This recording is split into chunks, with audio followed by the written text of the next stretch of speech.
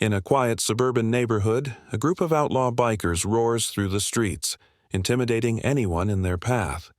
But when they corner the wrong man, an ex-Special Forces soldier with a hidden past, they spark a war they never saw coming. He isn't just a trained warrior, he's a man with nothing left to lose. As threats escalate and bodies drop, the question remains: who will be left standing when the dust settles? The low rumble of motorcycle engines rolled through the quiet suburban street, shattering the calm like an oncoming storm. Logan Crane stood on his front porch, coffee cup in hand, watching as a pack of riders in leather jackets slowed to a crawl. Their custom choppers gleamed under the fading evening sun, chrome reflecting the last light of the day. A dozen of them, maybe more. Logan wasn't sure, nor did he care. He had seen their type before, men who thrived on intimidation, preying on the weak, the fearful. But this wasn't just any street, and he wasn't just any man. He took a slow sip of his coffee, scanning the group. Their leader, a thickly built man with tattooed arms and an arrogant smirk, peeled away from the pack and let his bike idle in the middle of the road. The others followed, blocking the street as if they owned it. A few locals watched from their windows, curtains drawn slightly, their fear palpable. Logan set his cup down on the porch railing. His driveway was blocked by 3 of them. One biker, wearing a red bandana and a patched-up vest, sneered at him. "Problem, old man." Logan smiled to himself. Old man. At 41, he might have had a few gray strands peeking through his dark hair, but his body was still hardened steel, his mind sharp. The scars that lined his arms weren't from accidents. They were from wars, ones fought in deserts, jungles, and places these men had never heard of. He walked down the porch steps, calm, steady. The leader dismounted, cocking his head. "You live here?" "Yeah," Logan said flatly. "And you're in my way." The gang snickered. The leader stepped closer, his voice dripping with condescension. "We're just passing through, friend. No harm meant, but we don't take kindly to attitude." Logan exhaled slowly. He had seen enough bullies to know how this would go if he didn't shut it down fast. "I'm not your friend," Logan said, locking eyes with him. "Move your bikes. Now." Silence stretched between them, thick with unspoken threats. The leader's smirk twitched. "Or what?" Red Bandana snorted and picked up a beer bottle from his bike's side pouch. "Maybe we need to teach you some respect." He hurled the bottle. Logan moved before it even left the man's hand. A fraction of a second later, his fingers closed around the airborne glass, stopping it inches from his face. The gang's laughter died immediately. Logan didn't drop the bottle. He threw it back, hard. It shattered against Red Bandana's forehead, sending him stumbling back with a yell, blood streaming down his face. The next few seconds unfolded in brutal clarity. A second biker lunged. Logan sidestepped, grabbing the man's arm and twisting it sharply. A pop echoed as the shoulder dislocated. The biker screamed. Another one tried to sucker punch him, but Logan ducked and drove his elbow into the attacker's ribs. The man crumpled, wheezing. A third swung a chain. Logan caught it midair, yanked the biker forward and sent a knee straight into his face. 3 men down in less than 10 seconds. The remaining bikers hesitated, eyes wide, hands twitching toward weapons. The leader, Dante Vasquez, Logan recalled the name from the patch on his jacket, held up a hand. "Easy, boys," Dante said, stepping forward. "Didn't know we had a badass in the neighborhood." He appraised Logan with new interest, then chuckled. "Delta? Ranger? No, you move different. Special Forces?" Logan said nothing. He didn't need to. Dante wiped his mouth, considering. "All right, man, we'll move. Didn't mean to mess with someone like you." His smirk returned, though now it carried a different kind of menace. "But I hope you know, we don't take kindly to being embarrassed." Logan held his ground. "Then take your pride and leave with it." Dante laughed, a low, humorless sound. Then he climbed back onto his bike. The others followed, dragging their wounded with them. As they roared away, Logan knew this wasn't over. Not by a long shot. Logan watched until the taillights disappeared around the corner. He took a deep breath, letting his adrenaline settle. The calm that had been shattered only minutes ago slowly crept back into the night. But it was deceptive. This wasn't the end. It was the beginning. Behind him, a door creaked. Mrs. Hendricks, his elderly neighbor, peeked out from her screen door. "Logan," she whispered, "are they gone?" "For now," he said, not turning. She hesitated before stepping onto her porch. "I heard what they said. They'll come back, won't they?" Logan glanced at her, at the worry in her old, tired eyes. She had lived in this neighborhood for over 30 years. The thought of it being overrun by violent criminals made her tremble. He gave a small nod. "Yeah, they will." She swallowed hard. "What are you gonna do?"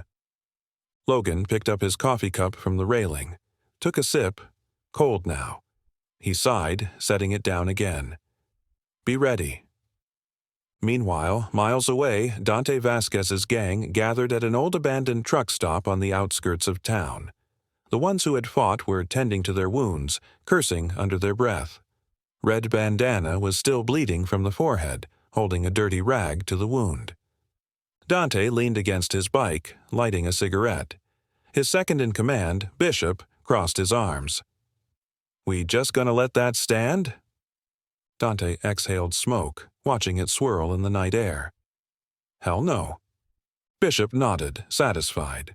"Then what's the play?" Dante grinned, the kind of grin that sent chills down a man's spine. "He wants to play tough?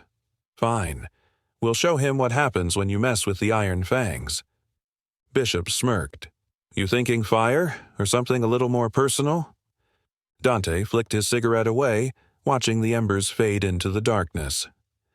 "Both."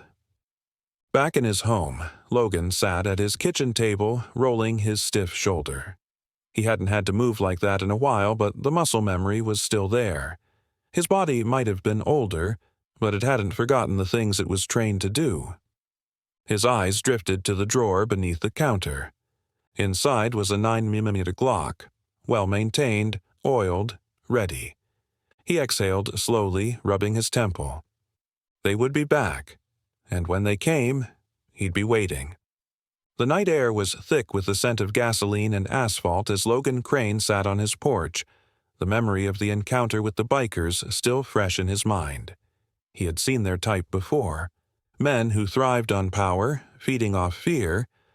But Logan wasn't a man who frightened easily. He had spent too many years in the dark corners of the world to be shaken by a gang of weekend warriors.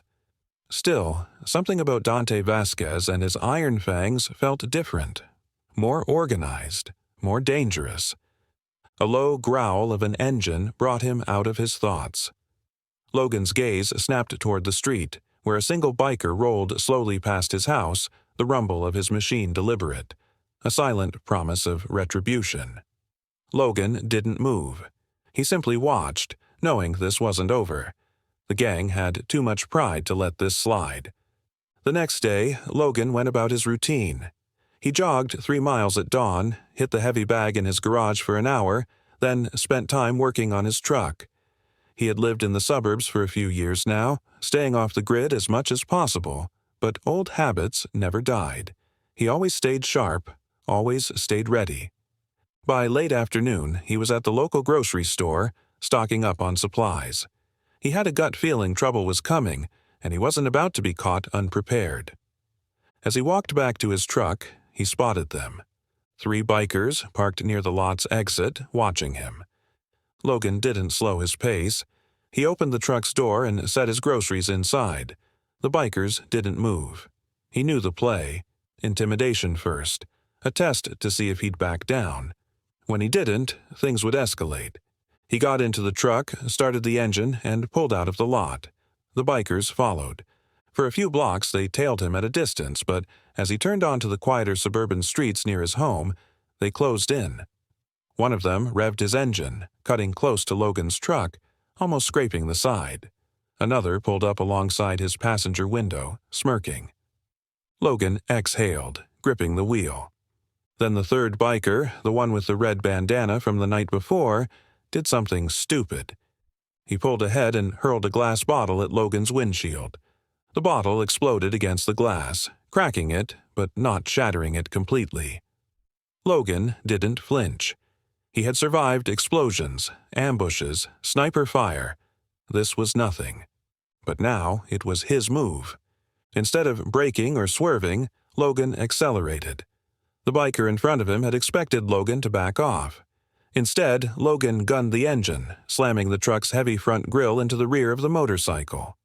The bike wobbled violently, the rider struggling to maintain control. Logan didn't give him the chance.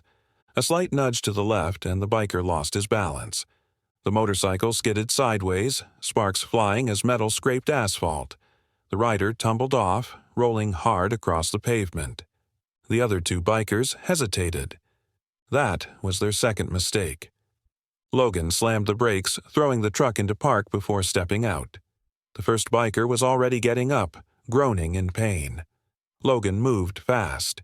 He reached him before he could fully rise, delivering a brutal front kick to the chest.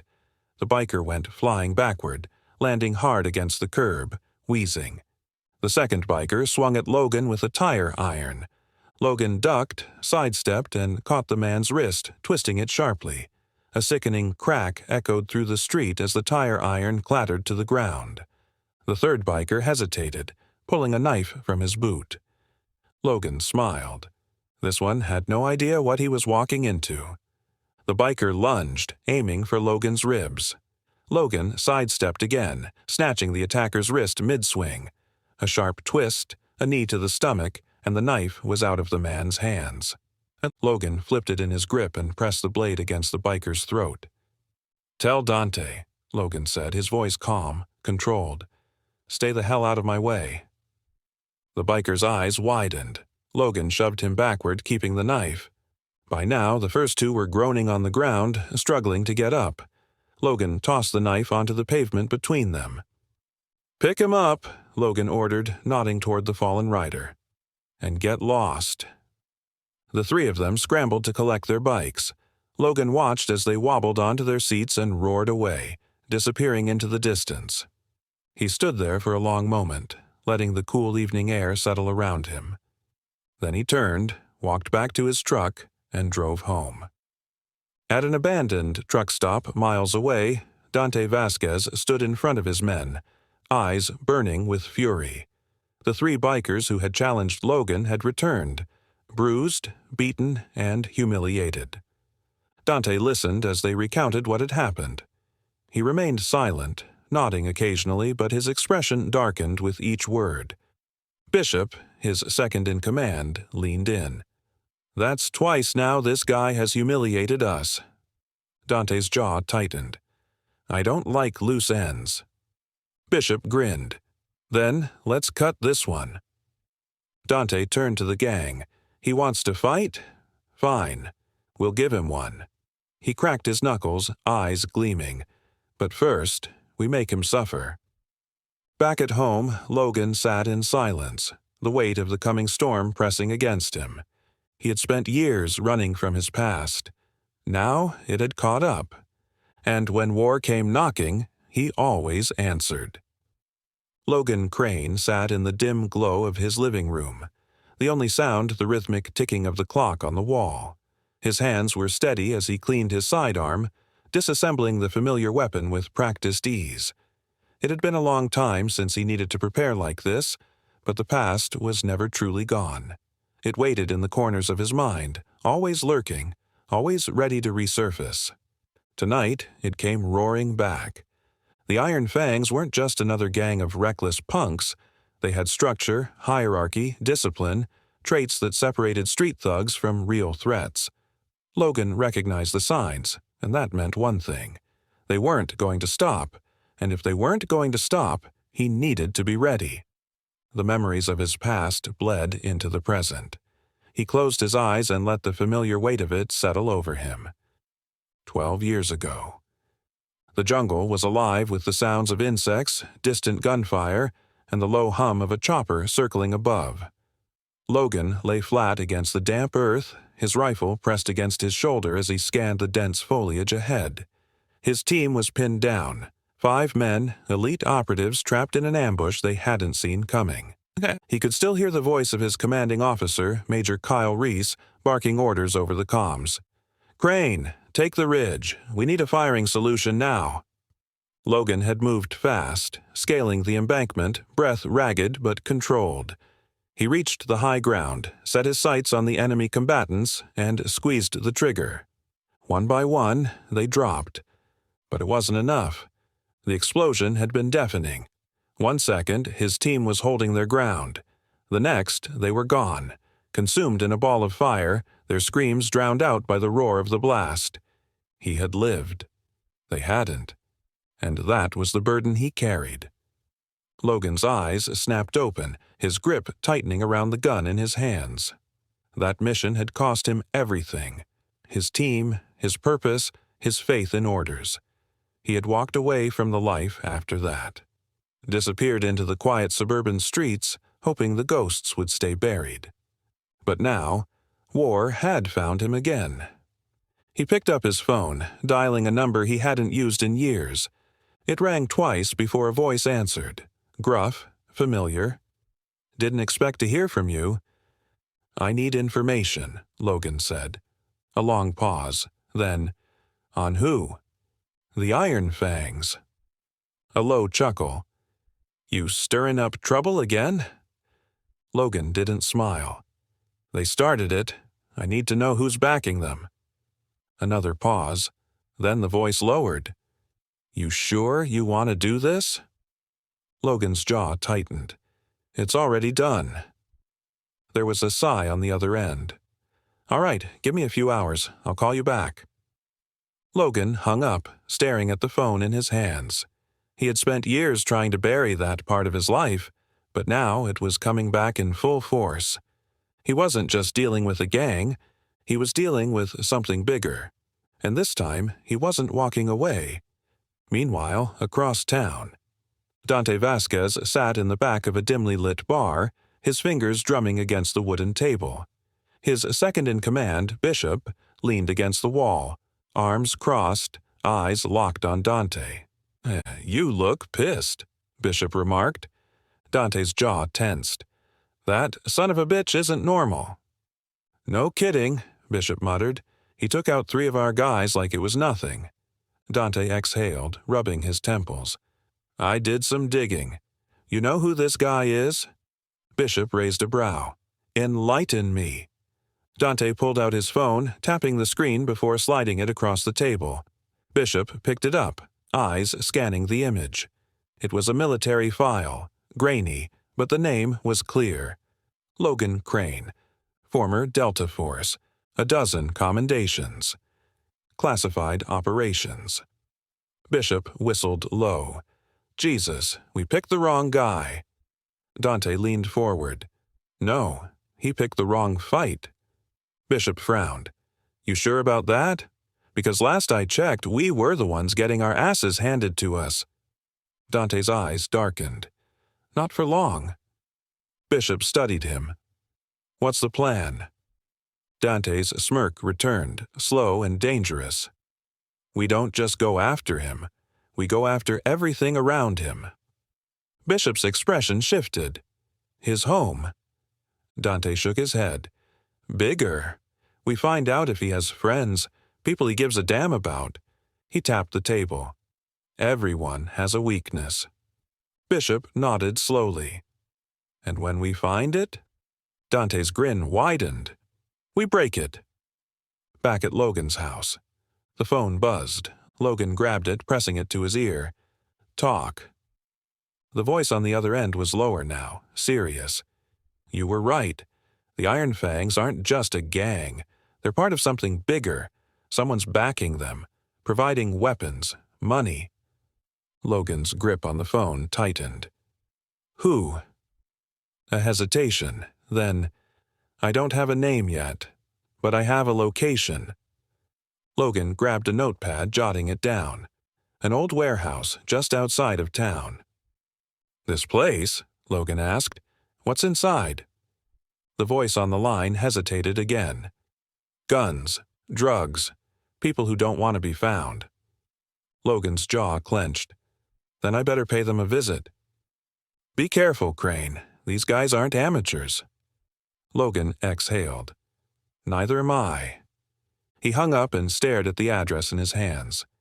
This wasn't just a personal fight anymore. This was war. And Logan Crane didn't lose wars. The night was eerily silent as Logan stood on his porch, a cigarette burning between his fingers. The Iron Fangs would be coming. That much was certain. The only question was when. He had spent years honing his instincts, and right now they were screaming at him. Trouble was close. Too close. He glanced toward the street. Everything looked normal. Too normal. A stillness had settled over the neighborhood, one that didn't belong. Even the usual distant sounds of cars or the occasional bark of a dog were missing. It was the kind of quiet that came before an ambush. Logan exhaled smoke and flicked the cigarette away.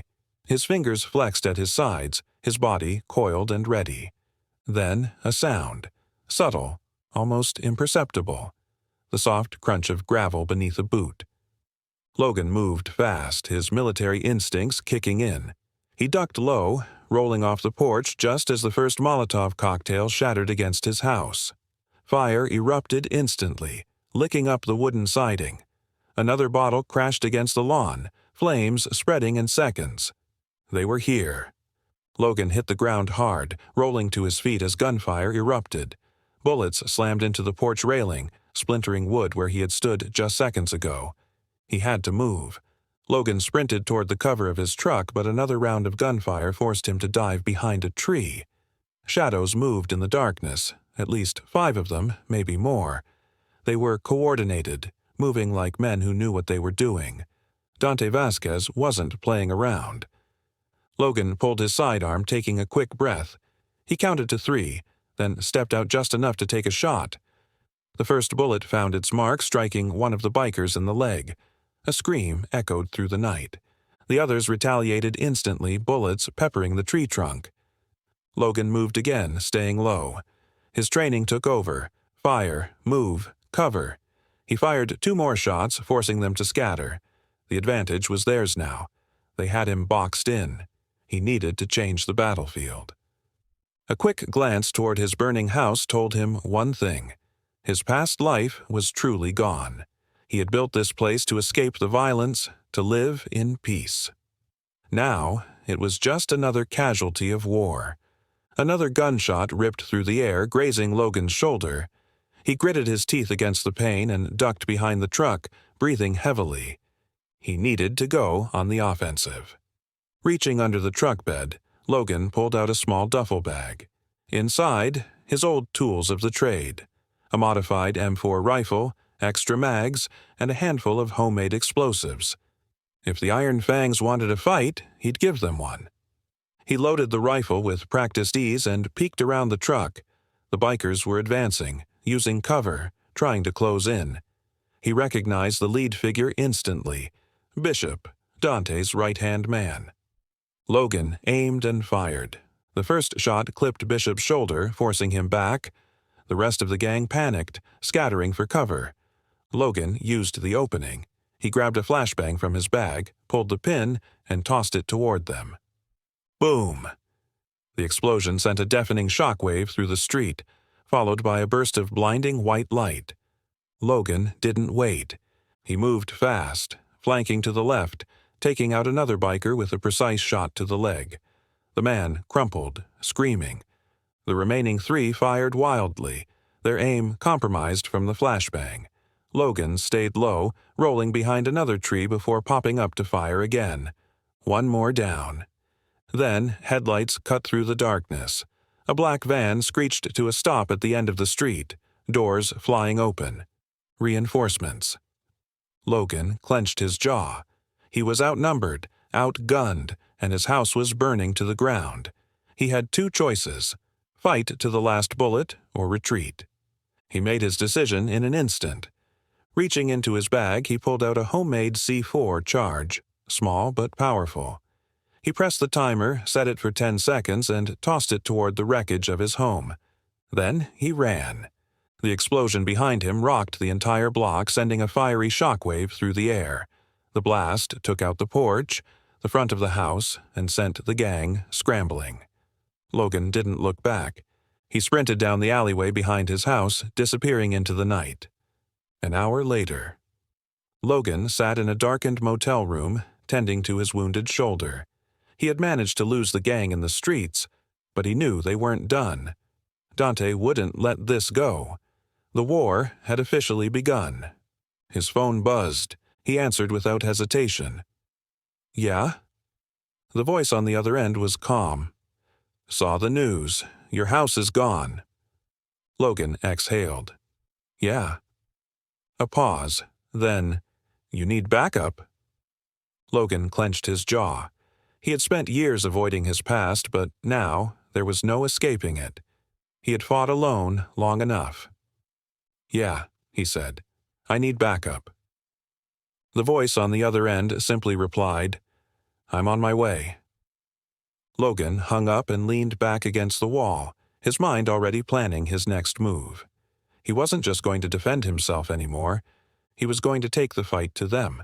And this time, he wouldn't stop until the iron fangs were nothing but ashes. The motel room smelled of stale cigarettes and cheap whiskey, but Logan didn't notice. His mind was elsewhere, his body still running on the adrenaline from the ambush. He sat on the edge of the bed, his wounded shoulder freshly wrapped, staring at his phone. Any minute now, the call would come. The iron fangs had crossed the line. Burning his house was one thing, but taking a hostage, that changed everything. His phone vibrated. Logan snatched it up, answering immediately. "Talk." The voice on the other end was low and steady. "Got a location. They've got the kid stashed at an abandoned auto shop on the outskirts." Logan's jaw tightened. A local teenager, just some unlucky kid in the wrong place at the wrong time, had been taken as bait. Dante wanted Logan to come to them, and Logan would, but not on their terms. "Security?" Logan asked. "4 on the outside, maybe 6 more inside," the voice replied. "Dante's not there. He's keeping his hands clean, letting Bishop handle it." That was a mistake. "Send me the coordinates." A second later, his phone buzzed with a text. Logan studied the map. A single road led to the auto shop, a perfect choke point. If he went in head-on, they'd be waiting. He needed an alternative. He reached for his bag, checking his weapons. He had his sidearm, extra mags, a combat knife, and a suppressor. It would have to be enough. Time to go. The building sat in the middle of nowhere, surrounded by rusted-out cars and overgrown weeds. A single light flickered near the entrance, casting long shadows. Logan parked a quarter-mile away and approached on foot, moving like a ghost through the darkness. He spotted the first sentry near the garage door, smoking a cigarette. The second was by the side entrance, shifting his weight restlessly.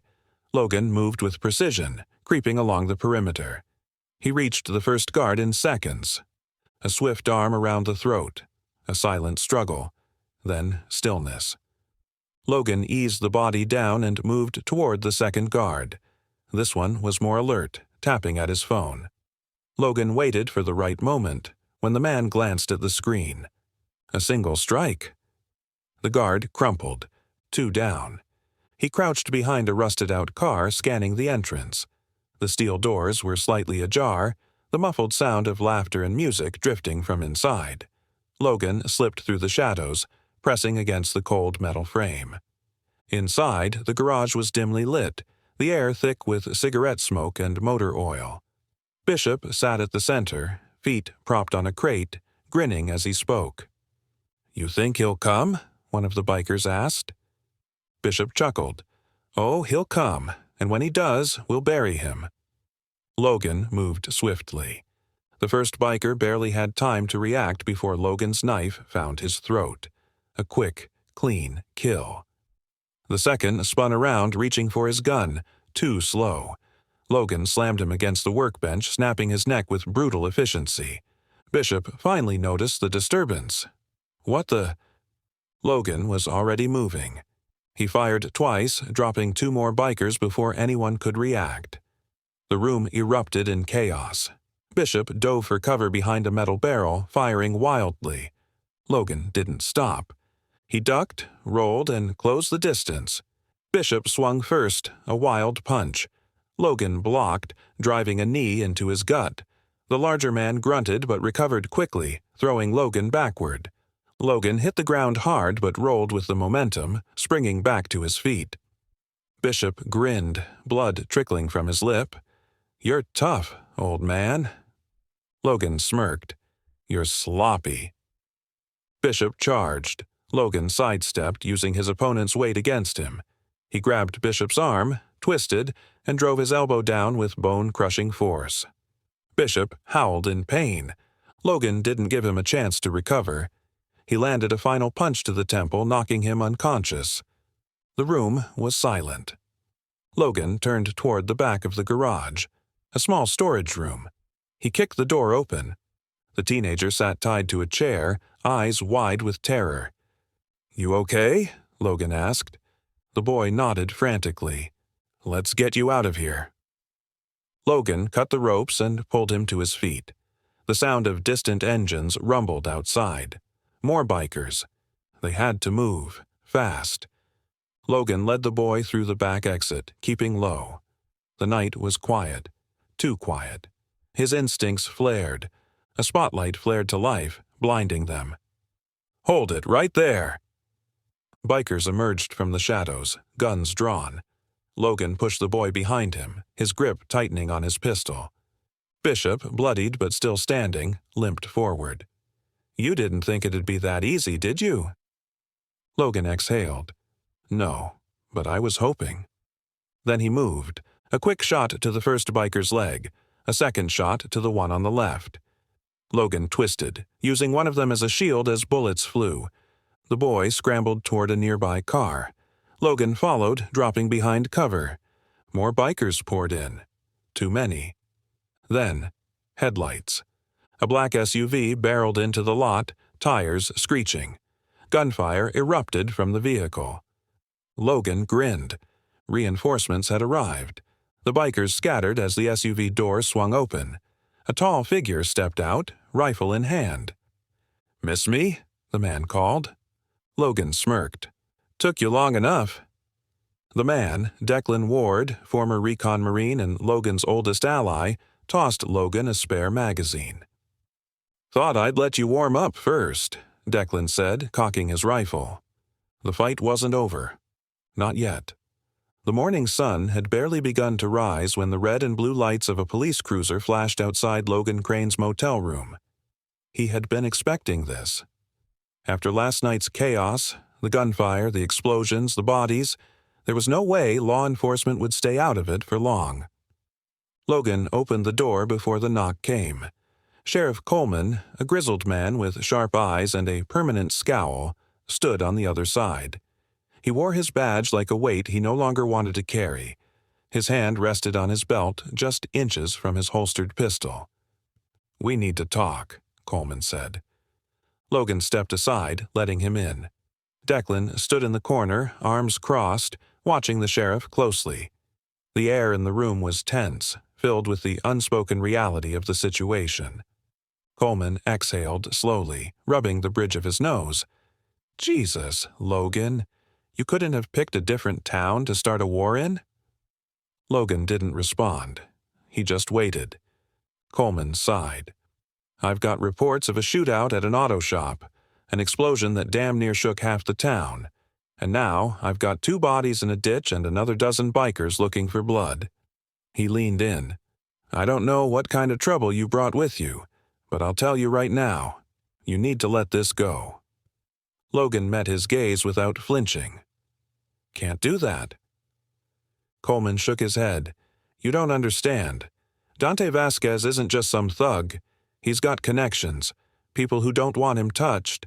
You keep this up, and it won't just be the Iron Fangs after you. It'll be people with badges, people with political power." Logan took a slow breath. "I didn't start this, but I'm going to finish it." Coleman cursed under his breath. Damn it, Logan. I don't have the manpower to protect this town from what's coming. You think this is just about you? Innocent people are going to get caught in the crossfire. I know, Logan admitted. That's why I need to stop it before it gets worse. Coleman studied him for a long moment, then sighed. I can't stop you, can I? No. Then at least don't make me clean up your mess. Keep the blood off my streets. Logan nodded, and that was the end of it. Coleman left without another word, but Logan knew he'd be watching. Declan chuckled from the corner. Friendly guy. He's right, Logan said. We need to be ready. By nightfall, Logan and Declan had relocated to an abandoned farmhouse on the outskirts of town. It was nothing fancy, but it provided cover, sightlines, and, most importantly, defensive positions. They spent hours fortifying it. Logan set tripwires along the perimeter, rigging them with makeshift explosives. Declan secured the windows, setting up firing positions. They both knew an attack was inevitable. This feels familiar, Declan muttered as he hammered a wooden plank against a window. Like Kandahar? Logan asked. Like every damn place we've ever been sent to. Logan smirked but said nothing. The silence stretched between them, heavy with old memories.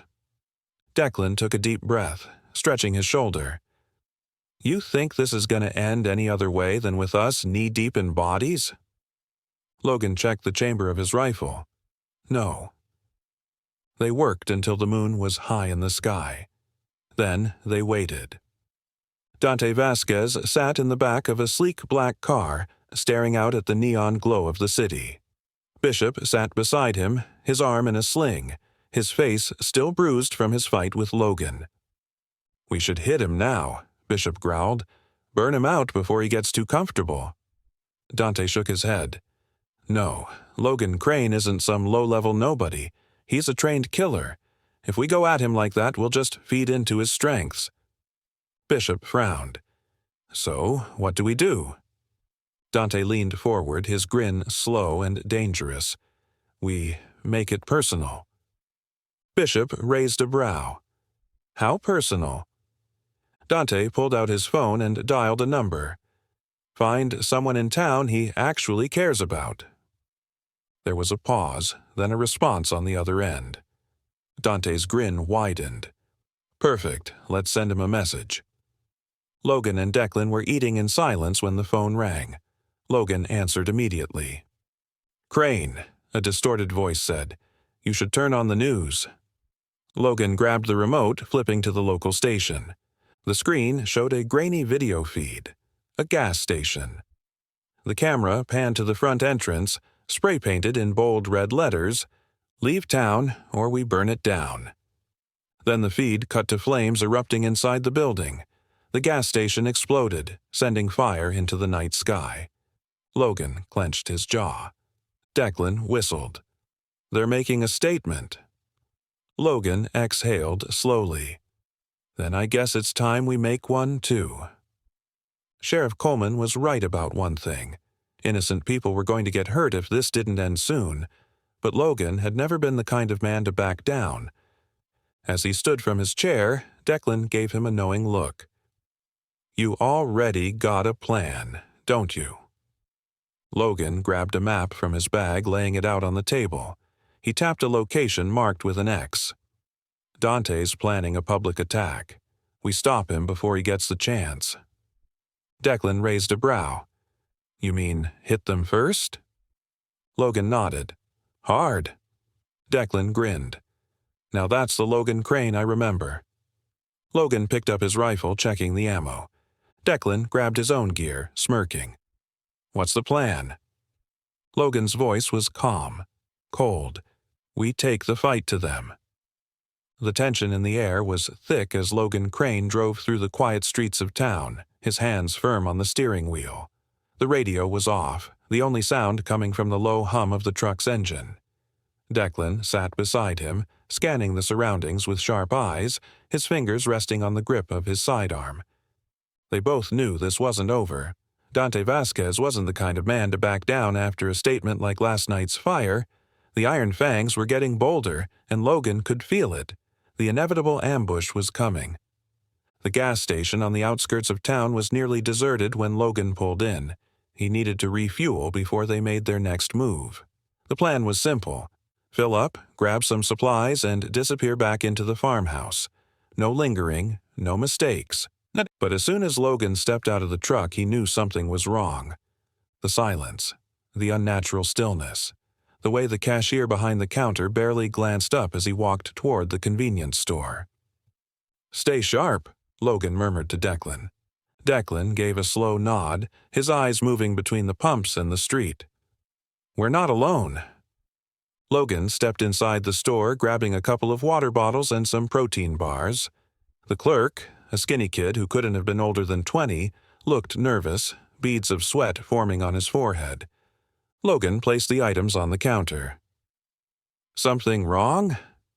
The kid swallowed hard. His eyes flickered to the window. "They're here." Logan didn't need to ask who. A sudden roar of motorcycle engines erupted from outside. Logan's jaw tightened. He grabbed his items, tossing a bill onto the counter. "Stay down," he instructed the clerk before moving. As soon as he stepped outside, he saw them.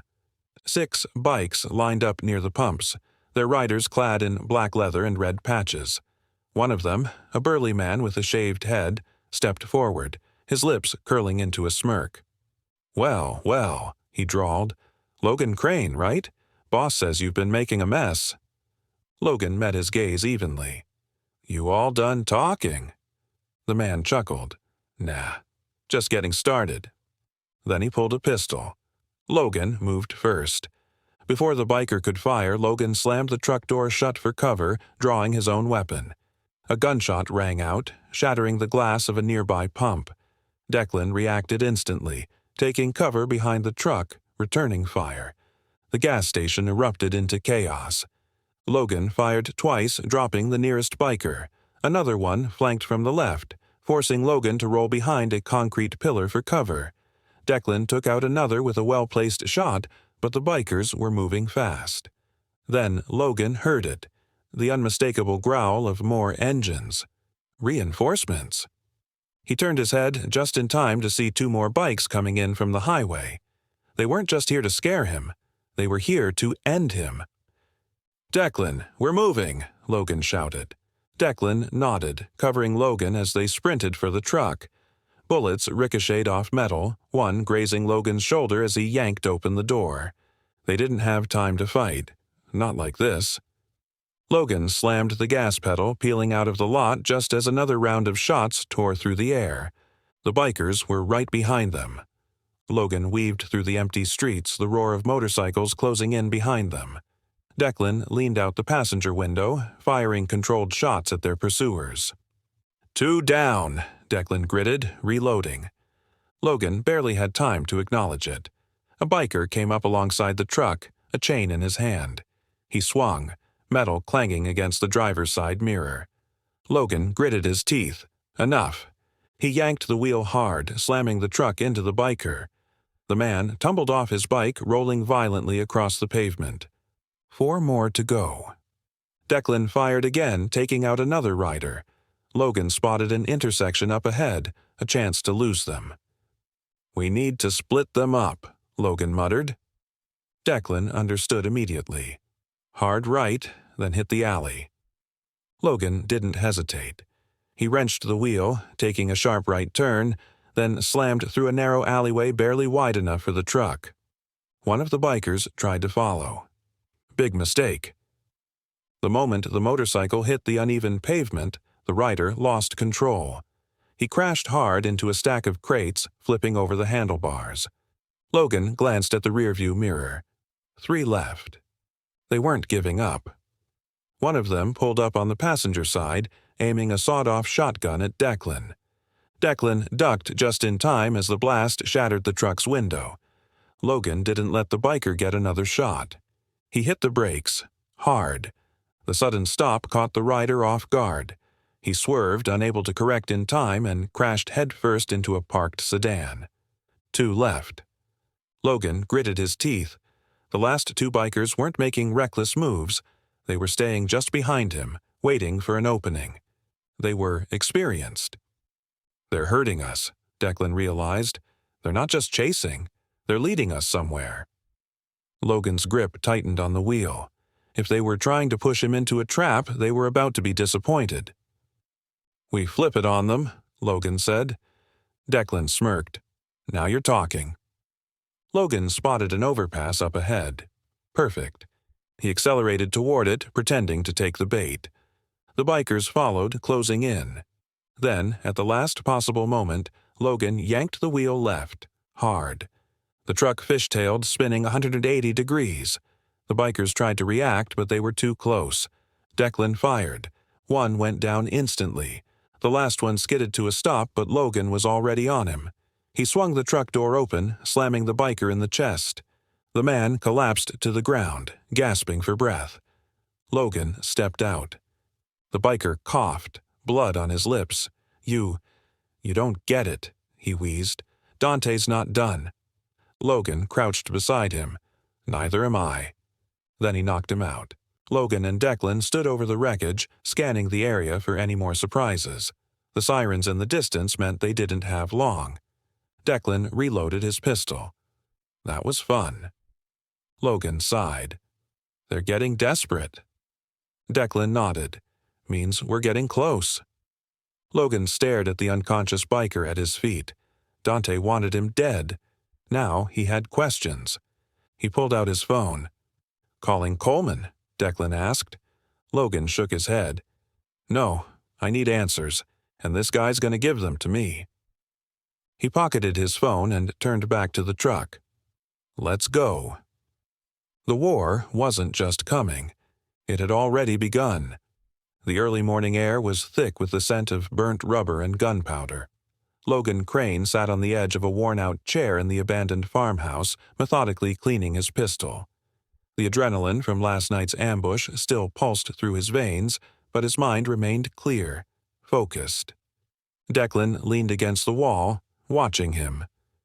That was a hell of a welcoming party. Logan didn't look up. Dante's pushing harder. He's done playing games. Declan exhaled. Then we need to hit back. Logan reassembled the gun, snapping the slide into place. That's exactly what we're going to do. He stood, reaching for the burner phone on the table. He had one call to make, one that would escalate this war to the next level. Dante Vasquez paced inside a dimly lit warehouse, his fingers tapping against the grip of his pistol. The air was thick with cigarette smoke, the sound of motorcycles idling outside creating an ominous backdrop. Bishop sat nearby, still sore from his last encounter with Logan. The boys are getting restless. Dante stopped pacing, his eyes dark with fury. Logan Crane is a ghost. He's one man, but he's killing us like we're nothing. Bishop leaned forward. Then we don't fight him alone. Dante's lips curled into a slow, dangerous grin. He pulled out his phone and dialed a number. A gruff voice answered. "Yeah." Dante leaned against the table. "Tell the others. I'm calling in, everyone." A pause, then a chuckle. "You serious?" Dante's grin widened. "You heard me. I want every Iron Fang affiliate in this state. I want bodies, I want firepower, and I want this town under our control by the end of the week." Another pause. Then, "It'll be done." Dante ended the call and turned to Bishop. "Let's see how tough Crane really is when he's outnumbered 50-1. Bishop smirked. "This town's about to burn." Logan's fingers hovered over the keypad of the burner phone. He knew dialing this number meant crossing a line he could never uncross. But at this point, there was no choice. Dante had declared war, and war was something Logan knew better than anyone. He hit dial. 3 rings. Then a voice he hadn't heard in years. "Crane." Logan exhaled. "I need you." A pause. Then, "You must be desperate." "Dante Vasquez is bringing in reinforcements. If we don't hit first, this town is gone." Another pause. "How many?" Too many. Silence stretched between them. Then, "Where?" Logan gave the location. The voice on the other end simply replied, "I'll be there." Logan hung up and turned to Declan. "We're not fighting alone anymore." Declan grinned. "That's what I like to hear." Later that night, Logan and Declan stood outside the farmhouse, their breath visible in the cool night air. The stillness was deceptive. They both knew what was coming. Then, headlights. A single black SUV rolled up the dirt road, stopping about 50 yards away. The doors opened and 3 men stepped out. One of them was tall, muscular, and wore a leather jacket with the Iron Fangs insignia. Dante Vasquez. Logan stepped forward, his stance calm, his hands loose by his sides. Dante smirked. "You've been busy." Logan didn't respond. Dante exhaled, looking around. "You know, I tried to keep this clean. A little back and forth, a few broken bones, maybe a bullet or two. But you just had to make it personal." Logan's jaw tightened. "You kidnapped a kid." Dante shrugged. "Colin? He's fine. A little scared, maybe. But that wasn't personal. That was business." Logan took a slow step forward. "And this?" Dante's smirk widened. "This is war." He tossed something at Logan's feet. A bullet. "You get one more chance, Crane. Walk away. Leave town. Take whatever's left of your life and disappear." Logan stared at the bullet, then back at Dante. "Not gonna happen." Dante's eyes darkened. "Then you'd better be ready, because by this time tomorrow this town won't be yours anymore." Logan didn't blink. "I'll be waiting." Dante grinned, turned on his heel, and walked back to the SUV. As the vehicle disappeared into the darkness, Declan exhaled. Well, that was dramatic. Logan didn't move. It's not drama, it's a death sentence. He picked up the bullet, rolled it between his fingers, then pocketed it. Tomorrow, the war would begin, and Logan Crane wasn't planning on losing. The wind howled through the trees as Logan sat by the farmhouse window, rifle in hand. Declan sat across from him, checking his ammunition. The weight of what was coming pressed down on them. Then the low rumble of approaching vehicles. Logan moved first, stepping onto the porch, his fingers tight around his rifle. Declan was right behind him. 2 SUVs pulled up. The doors opened and 5 men stepped out, dressed in tactical gear, weapons slung over their shoulders. They moved with purpose, with precision. The tallest of them approached. A familiar face. Jack Devlin, a former Green Beret, and the man Logan had called. Jack smirked. "Still getting into trouble, I see." Logan's lips twitched. "Figured you missed it." Jack nodded to the men behind him. "We brought gear, ammo, intel. Figured you'd need it." Logan glanced at the trucks. Military-grade weapons, body armor, explosives. He exhaled. "Yeah, we'll need it." Jack's expression darkened. "Dante's not screwing around. He's pulled in everyone. By tomorrow, this place is going to be a war zone." Logan's grip on his rifle tightened. "Then, we'll be ready." Jack grinned. "Good, because I've been itching for a fight." Logan turned back to Declan. "We set up now, because tomorrow we hit first." Declan grinned. "Now you're talking." The war was officially here, and Logan Crane wasn't going to lose. The night before battle was always the quietest. Logan Crane knew the feeling well, the eerie calm before the storm, the weight of knowing that when the sun rose, everything would change. He sat on the porch of the abandoned farmhouse, a rifle across his lap, his eyes scanning the darkened tree line. Beside him, Declan stood, checking his gear. The reinforcements had arrived, Jack Devlin and his men, all seasoned fighters, former military operatives like himself.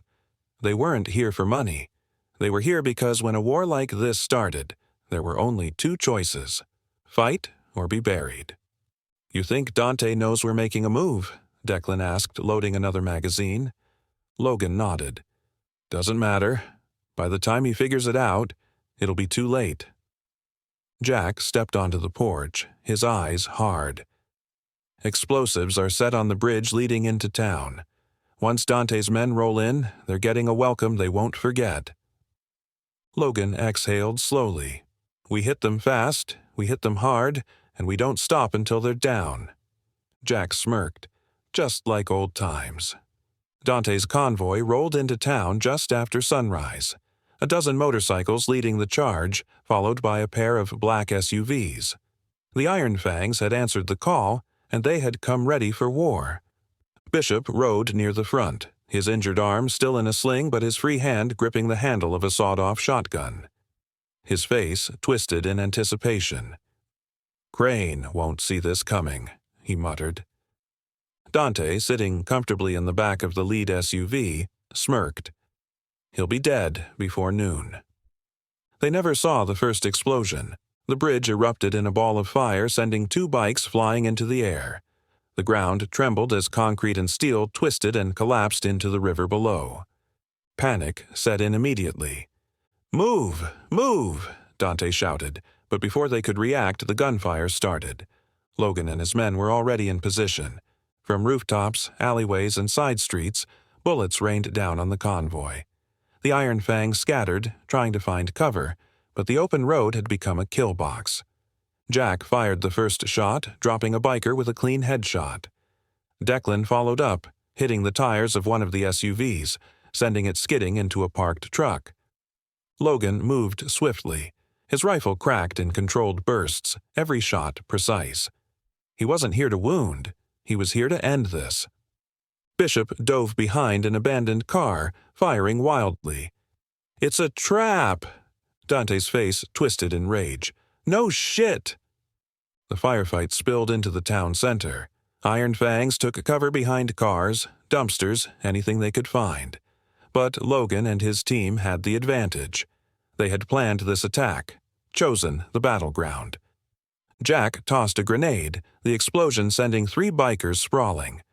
Logan moved through the chaos like a ghost, weaving between cover, taking down enemies with ruthless efficiency. A biker charged him with a crowbar. Logan sidestepped, grabbed the man's wrist, and broke it with a swift twist before driving his elbow into his throat. Another came from behind. Declan was faster. 1 shot to the chest and the biker crumpled. Dante, still alive, was retreating toward the remains of the SUV. He fired blindly, trying to escape. Logan saw him. He lined up the shot, then a bullet whizzed past his head. Bishop. The enforcer grinned, reloading his shotgun. "We ain't done yet, Crane." Logan smirked. "Yeah, we are." He moved fast.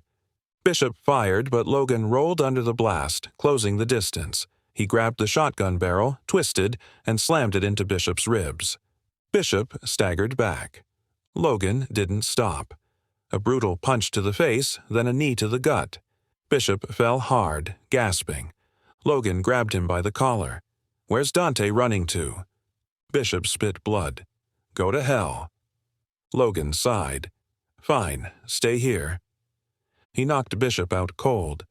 Dante scrambled into a car, tires screeching as he sped down the road. Jack spotted him. "He's running." Logan jumped onto a bike, gunning the engine. Not for long. The chase was on. Dante weaved through the streets, pushing the car to its limits. Logan followed, closing the distance. Dante pulled a pistol, firing out the window. Logan ducked, the bullets missing by inches. Then he saw it. A side alley. Logan veered left, cutting through the narrow passage, emerging right in front of Dante's car. Dante's eyes widened. Logan raised his pistol. 1 shot. The bullet hit the engine block. The car sputtered, smoke pouring from under the hood.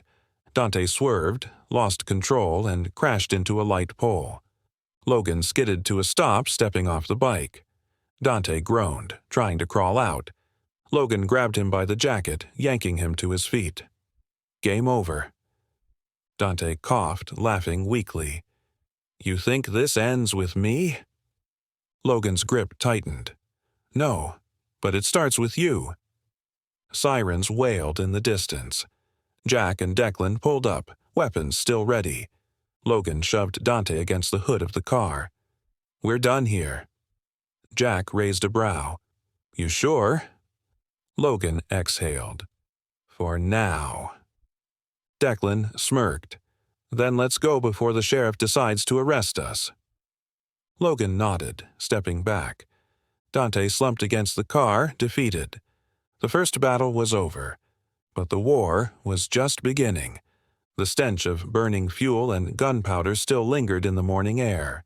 Smoke curled from the wreckage of Dante's failed assault. Bodies of his fallen bikers scattered across the streets. Logan Crane stood near the remains of an overturned SUV, his rifle still warm in his hands. Declan approached, wiping the sweat and grime from his face. "That was a message," he muttered. Logan's jaw tightened. "Yeah, and Dante's gonna send one back." They both knew the truth. Dante Vasquez wasn't the type to accept defeat. He would retaliate, and the next time, he wouldn't just be coming for Logan. He'd be coming for everyone. At a remote safe house outside of town, Dante sat in a dimly lit room, a deep scowl etched across his face. A bottle of whiskey sat on the table, barely touched. His body ached from the crash, but the pain was nothing compared to the humiliation. Bishop sat across from him, his face bruised, one arm wrapped in a sling. He gritted his teeth. "We lost a lot of guys." Dante exhaled sharply. "And Crane's still breathing." Bishop hesitated. "The boys are shaken. They weren't expecting, whatever the hell that was, military tactics, explosives, precision shooting. That's not a regular street fight." Dante's eyes darkened. "Crane's a soldier. He fights like one." He took a slow breath. "So, we stop fighting like gangsters?" Bishop frowned. "What's that supposed to mean?" Dante picked up his phone. "It means we hit him where it hurts." He dialed a number. When the voice on the other end answered, he spoke only 3 words. "Burn it down." Logan and Declan were still at the farmhouse when the first explosion rocked the town. The radio crackled to life. A panicked voice came through. "Jesus Christ! Fire! The diner's on fire!" Logan's stomach dropped. Declan was already grabbing his gear. "Let's move." They tore through the streets, the scent of smoke thick in the air before they even saw the flames. The Denton Diner, a small family-run restaurant, was engulfed in an inferno, flames licking at the sky. People stood in shock, some trying to throw water onto the blaze, others shouting for help. Logan leaped out of the truck, his eyes scanning the chaos. "Where's Rachel?" he called. A woman ran up, her face streaked with soot. She was inside, she and her husband. Logan didn't wait. He ran. Declan cursed. "Damn it, Logan!" The heat was unbearable as Logan shoved through the front door. Smoke choked his lungs, but he pushed forward. Tables were overturned, fire consuming everything. Then he saw them. Rachel Denton, the owner, lay unconscious near the kitchen. Her husband, Mark, was slumped beside her, coughing weakly. Logan hoisted Mark over his shoulder, then grabbed Rachel in his arms. The ceiling groaned above them. Flames crackled, spreading faster. Declan appeared at the entrance. "Move!" Logan sprinted through the burning wreckage, diving out just as the ceiling collapsed behind them. They hit the pavement hard. The crowd rushed in, helping Rachel and Mark. Logan coughed violently, his vision blurring. But then he saw it. Spray-painted across the diner's ruined exterior, the words in bold red letters, "No more innocence." Logan's hands curled into fists. Dante had just crossed a line. Sheriff Coleman arrived minutes later, his face grim as he took in the destruction. He turned to Logan. "This has to stop." Logan's voice was low. "Not until Dante's in the ground." Coleman sighed. "You're going to burn this town to the ground, fighting him." Logan looked at the burning diner, then at Rachel and Mark. "He's the one lighting the fires." Coleman rubbed his temples. "I should throw you in a cell." Declan scoffed. "Yeah, Try it. Coleman exhaled. You know what? I don't care anymore. Just finish this before there's nothing left of this town. He turned and walked away. Logan clenched his jaw. We will. That night, Logan stood over the ruins of the diner, Declan beside him. Jack approached, his face dark. This wasn't an attack. This was a massacre. Logan nodded slowly. Dante's trying to send a message.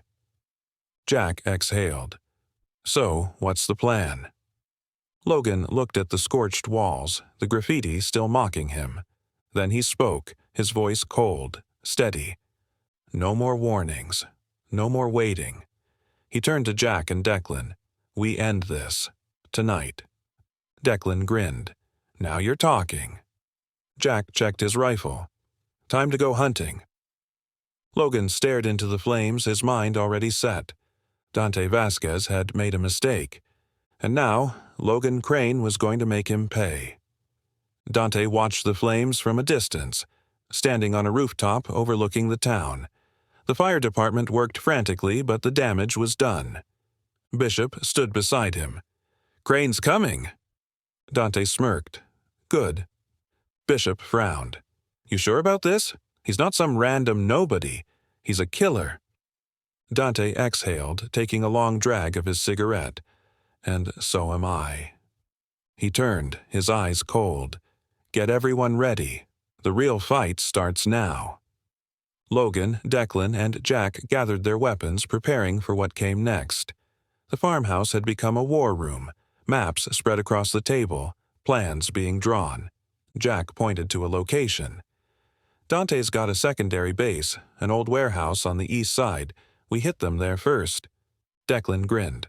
I like it. We go in, take out as many as we can, make sure he knows this ends on our terms. Logan nodded. We hit them before they hit us. Jack locked a magazine into his rifle. Then let's get to work. Logan tightened his grip on his pistol, his mind already on the battle ahead. And Dante thought he was the only one who could send a message. Now it was Logan's turn. And his message was simple. No more innocence. Only retribution. The night air was thick with tension. Logan Crane stood on the porch of the farmhouse, his rifle slung over his shoulder, eyes scanning the tree line. He knew they were coming. Dante had lost too much to back down now. And after the diner attack, the war had crossed into new territory. No more warnings. No more posturing. This was about survival. Jack and Declan were inside, setting up their defenses. Tripwires, homemade explosives, barricades. They weren't just going to defend the farmhouse, they were going to turn it into a graveyard. Declan appeared beside him, tightening the strap on his vest. How long, you figure? Logan didn't blink. They'll hit just before dawn. Jack leaned against the doorway. Good, I like a morning workout. Logan smirked, but there was no humor in his eyes. Then they waited. It started with the howl of an engine, followed by another. Then the first Molotov cocktail arced through the air, shattering against the side of the barn. Flames licked up the old wood, spreading fast. A second later, the gunfire erupted. Bikers stormed the property, firing wildly, their figures darting between trees and vehicles. Logan ducked behind a barricade, returning fire with controlled precision. He dropped the first two instantly, their bodies hitting the dirt. Declan and Jack moved into position, taking flanking angles. Jack launched a smoke grenade covering their movements. They weren't going to fight fair. A biker charged forward, shotgun blasting. Logan pivoted, fired once, and sent the man sprawling backward. Another Molotov. This one hit the farmhouse. The flames spread rapidly, smoke billowing into the night. Jack cursed, pulling a bandana over his face. We gotta push them back before this whole place goes up. Logan reloaded, eyes cold. Then let's push. Logan moved like a phantom in the darkness, using the smoke and flames as cover. He ducked behind an overturned tractor, picking off two more bikers. One screamed as a tripwire mine exploded, sending shrapnel through the air. Declan was inside, using the high ground. His rifle cracked through the night, precision shots dropping enemies one by one. Jack, on the other hand, was brutal. He burst from cover, shotgun roaring, cutting down bikers at close range. He moved with deadly efficiency, his Marine training evident. Logan sprinted toward the barn, flames crackling overhead. He needed to keep them from surrounding the house. He tackled a biker, slamming the man's head into the dirt before driving a knife into his throat. Gunfire lit up the night. Then the reinforcements arrived. More bikes, more guns. Dante wasn't playing anymore. The farmhouse was in chaos. Logan's team was outnumbered, but they had strategy. They used every trap, every choke point, forcing the bikers into kill zones. Jack tossed a grenade. A fireball erupted, sending bodies flying. Declan called out, "They're breaching the front." Logan moved fast, sliding into cover as bullets shredded the wooden walls. He caught sight of Bishop, Dante's right-hand man, leading the charge. Bishop grinned, leveling his rifle. Logan fired first. The bullet hit Bishop's shoulder, sending him stumbling back. He roared in pain, retreating into the darkness. The bikers pushed harder. Logan ducked as a shotgun blast ripped through the doorframe. He turned, aimed, and put a bullet through the attacker's skull. Then the worst happened. A second Molotov hit. This time the farmhouse ceiling caught fire. Smoke filled the rooms, making it impossible to see. Logan coughed, dragging himself to his feet. "We're leaving, now!" Jack and Declan were already moving. They fought their way through the chaos, bullets flying in every direction. Outside, the bikers regrouped. Dante stood near the tree line, watching, waiting. Logan locked eyes with him through the flames. Then Dante lifted a radio. "Burn it all." The remaining bikers lit more Molotovs. Logan turned. "Go!"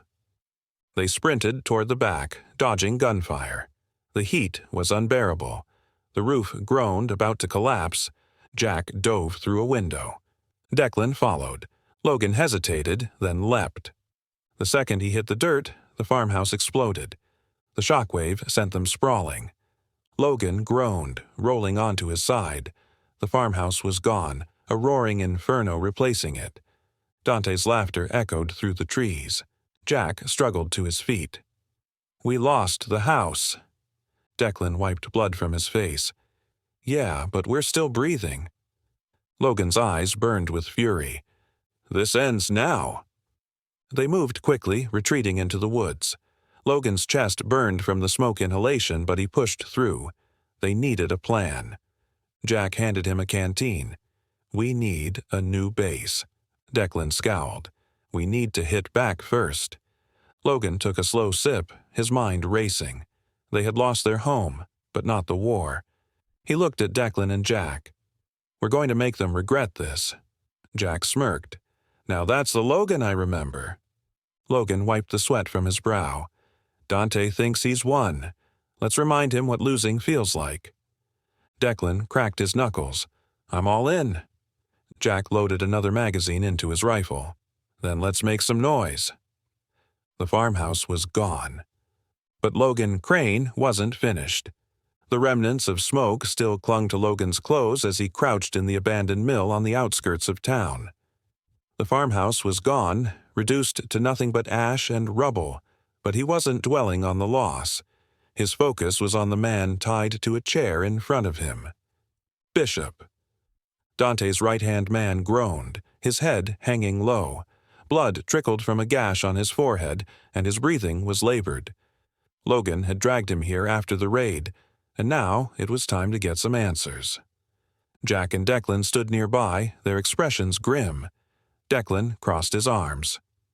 "You sure you want to do this?" Logan didn't answer immediately. Instead, he grabbed a chair, flipped it around, and sat across from Bishop. His voice was calm, steady. "You know how this goes." Bishop lifted his head, a weak smirk forming on his bruised face. "Screw you." Logan exhaled, rolling up his sleeves. "That's a bad start." Jack cracked his knuckles. "You want me to handle this?" Logan shook his head. "I've got it." He leaned in. "Where's Dante hiding?" Bishop chuckled despite his pain. You think I'm just going to tell you? Logan didn't reply. He grabbed a knife from the table and pressed the tip against Bishop's shoulder, right where his wound was still fresh. Bishop hissed in pain, his jaw tightening. I'm not here to play games, Logan said, his voice like steel. You tell me where Dante is, or I start cutting pieces off. Bishop's smirk faded. You wouldn't. Logan didn't blink. You sure about that? Silence stretched between them. Then Bishop swallowed hard. Warehouse. South end of town. He's regrouping. Logan studied him for a moment, then nodded. That wasn't so hard, was it? Bishop spat blood onto the ground. You think you've won? Logan stood, wiping the blade clean. Not yet. Declan stepped forward. What do we do with him? Jack looked at Logan. We could end it now. Logan met Bishop's eyes. No, let Dante know we're coming. With that, he knocked Bishop unconscious. Dante Vasquez sat in his dimly lit office, his fingers tapping against the table. His patience was wearing thin. First, the botched ambush, then the destruction of his convoy. And now, Bishop was missing. His phone rang. A deep voice on the other end spoke. They have Bishop. Dante's grip tightened around the receiver. Where? Mill outside of town. Dante exhaled slowly. Then, let's make things even. He ended the call and turned to his men. Find someone important to them. Bring them to me. Bishop was his lieutenant. Now he needed leverage. Declan's phone buzzed just as they were preparing for the assault on Dante's warehouse. He glanced at the screen, then answered. Hello. A low chuckle came through the speaker. Hey there, soldier. Declan's blood ran cold. Dante. That's right, Dante said smoothly. Got a little message for you. Then a muffled voice, female, panicked. Declan, don't. Declan's breath caught in his throat. His sister. Logan and Jack exchanged sharp looks. Dante continued, his tone laced with amusement. You take one of mine. I take one of yours. Fair's fair, right? Declan's fingers curled into a fist. If you touch her... Oh, I'm not going to touch her, Dante assured him. Not yet, but if you want her back, I think we need to have a chat. Declan's face darkened. Where? Dante laughed. You already know. Then the call ended. Declan slammed his fist against the table. We go now. Logan grabbed his arm. Wait. Declan turned on him, eyes blazing. We don't wait. He's got my sister. Logan's voice was firm. And that's what he wants. He's luring us in. Declan clenched his jaw. I don't care. Jack sighed. We don't have a choice. We can't let Dante keep the upper hand. Logan thought for a moment. Then he exhaled. Fine. We go. But we do this smart. Declan nodded, his breathing heavy. Whatever it takes. Jack loaded his weapon. Then let's move. This wasn't about revenge anymore. This was about family. As they loaded their gear into the truck, Logan's instincts screamed at him. Something felt off. Dante wouldn't just sit back and wait. He'd escalate. And he had. A burning vehicle blocked the road ahead, smoke rising into the night sky. Logan hit the brakes, his pulse hammering. Jack muttered, That's not good. They stepped out cautiously, weapons drawn. Declan moved first, scanning the wreckage. Then he saw it. A message, painted in blood on the pavement. Come alone, or she dies. Declan's breathing was ragged. He turned to Logan. I have to go. Logan's grip on his rifle tightened. We all go. Declan shook his head. No, this is me, my sister. I'm not putting her life at risk. Jack scowled. You walk into that alone, you're dead. Declan's eyes burned. then I die trying." Logan exhaled, then nodded. "Fine, but you won't be alone." Jack cocked his pistol. "Hell no, you won't." Declan swallowed hard, then turned toward the flames. "Let's get her back." The night was thick with tension as Logan, Declan, and Jack parked half a mile away from the Iron Fang's hideout. It was an old, run-down warehouse near the industrial zone, a place forgotten by the city. Rusted shipping containers and abandoned machinery littered the yard, making it the perfect stronghold for Dante's operation. But tonight, Logan wasn't planning a frontal assault. He was going in alone. Declan checked his rifle, shaking his head. "This is a bad idea." Logan pulled his combat knife from its sheath, tucking it into his vest. "It's the only way. If we go in guns blazing, Dante kills her before we get through the front door." Jack adjusted his gear, his expression grim. "You sure you can handle this alone?" Logan met his gaze. "I don't have a choice." Declan exhaled sharply, frustration evident in his posture. "Just get my sister out, then we finish this." Logan nodded, then disappeared into the darkness. Logan moved through the shadows, his movements precise, controlled. He had scouted the perimeter earlier. 2 guards at the front, one on the loading dock and another patrolling the back fence. He took the back route. The guard near the fence was smoking, his rifle slung lazily over his shoulder. He never saw Logan coming. A swift chokehold, a quick twist, silent. The body slumped against the fence. Logan dragged it into the bushes and moved forward. Reaching the warehouse wall, he crouched low, listening. Voices carried through the open loading dock doors. Inside, there were more men. Maybe 10, maybe more. He couldn't tell yet. A flickering light illuminated part of the interior.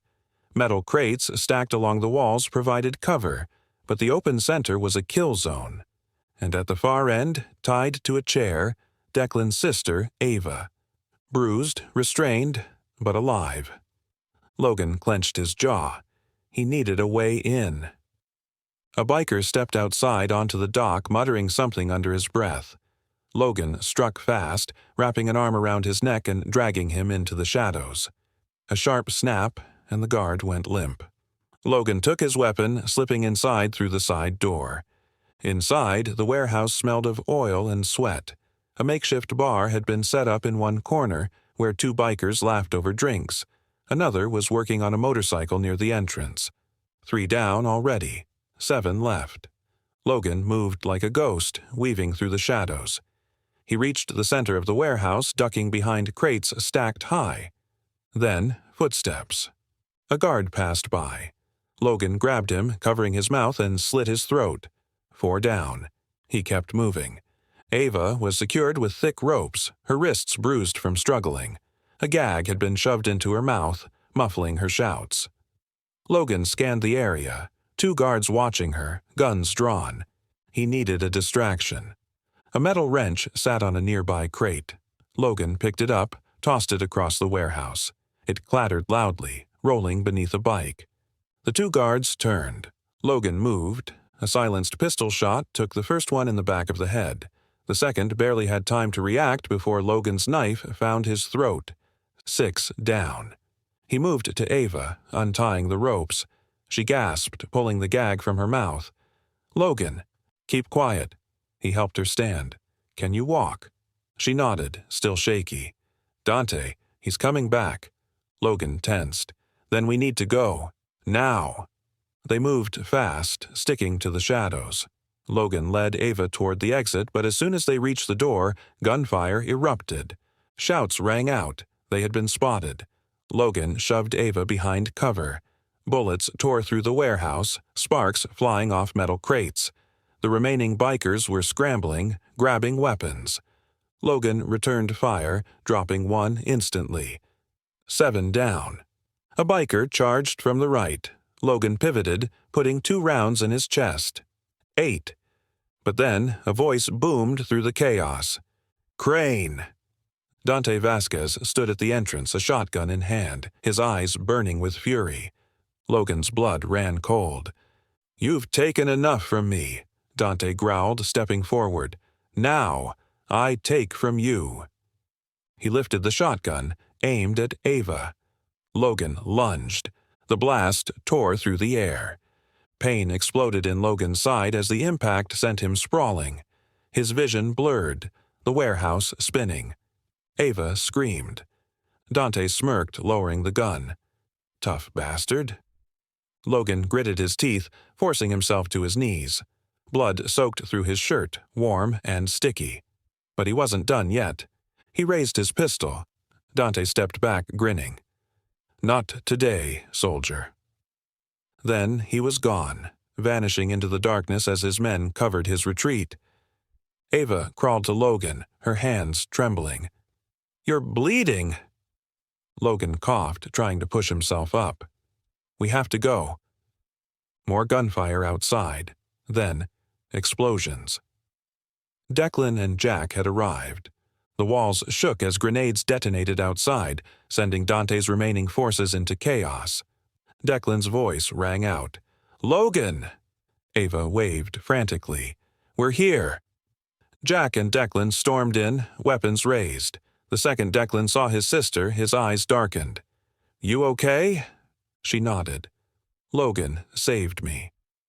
Declan turned to Logan, eyes narrowing. "And you look like hell." Logan chuckled weakly. "You should see the other guy." Jack hauled him up, supporting his weight. "We need to move. Dante's not gonna stop." Logan's head swam, but he forced himself to walk. "Then we don't stop either." They moved quickly, slipping into the night. Dante had escaped, but they had Ava. Now it was time for payback. Logan Crane drifted in and out of consciousness. His body was numb, his mind fogged by pain and exhaustion. The last thing he remembered was the explosion at the warehouse, the gunfire echoing in his ears as he bled out. Now he was somewhere else, somewhere quiet. A dull beep repeated in the distance. Faint voices whispered. His body ached with every breath. Then a familiar voice cut through the haze. "Logan, wake up." He forced his eyes open. The bright hospital lights burned and he squinted against the glare. Declan's face came into focus, his expression tense. Jack stood near the window, arms crossed, scanning the street below. Logan tried to sit up, but a sharp pain tore through his side. He gritted his teeth, his fingers gripping the sheets. "Where?" "A safe place," Declan said quickly. "Underground clinic, private, no questions asked." Logan took a slow breath, his body adjusting. He was bandaged, hooked up to an IV, but alive. That meant they had gotten out. That meant Ava was safe. "How long?" Logan rasped. 18 hours, Jack answered. He didn't look away from the window. "Doc patched you up, but you lost a lot of blood. You need to rest." Logan didn't respond. He could feel it, the weakness in his limbs, the weight in his chest. He hated it. Declan pulled a chair closer. "Ava's fine. She wanted to be here, but I sent her to stay with friends." Logan gave a small nod, relief settling in. Then he noticed something. Declan's face was tight, his jaw clenched. Something was wrong. Logan's voice was low. "What happened?" Declan hesitated. Then, "Dante knows where we are." The words sent a cold rush through Logan's veins. Jack finally turned from the window. "We got followed. Some of his guys were on us when we left the warehouse. We lost them, but we're not safe here." Logan forced himself up despite the pain. "We need to move." Declan put a hand on his shoulder. "You're in no condition to go anywhere." Jack checked his watch. "Doesn't matter. We're out of time." A shadow moved outside the window. A second later, the lights flickered. Then a voice echoed through the hall.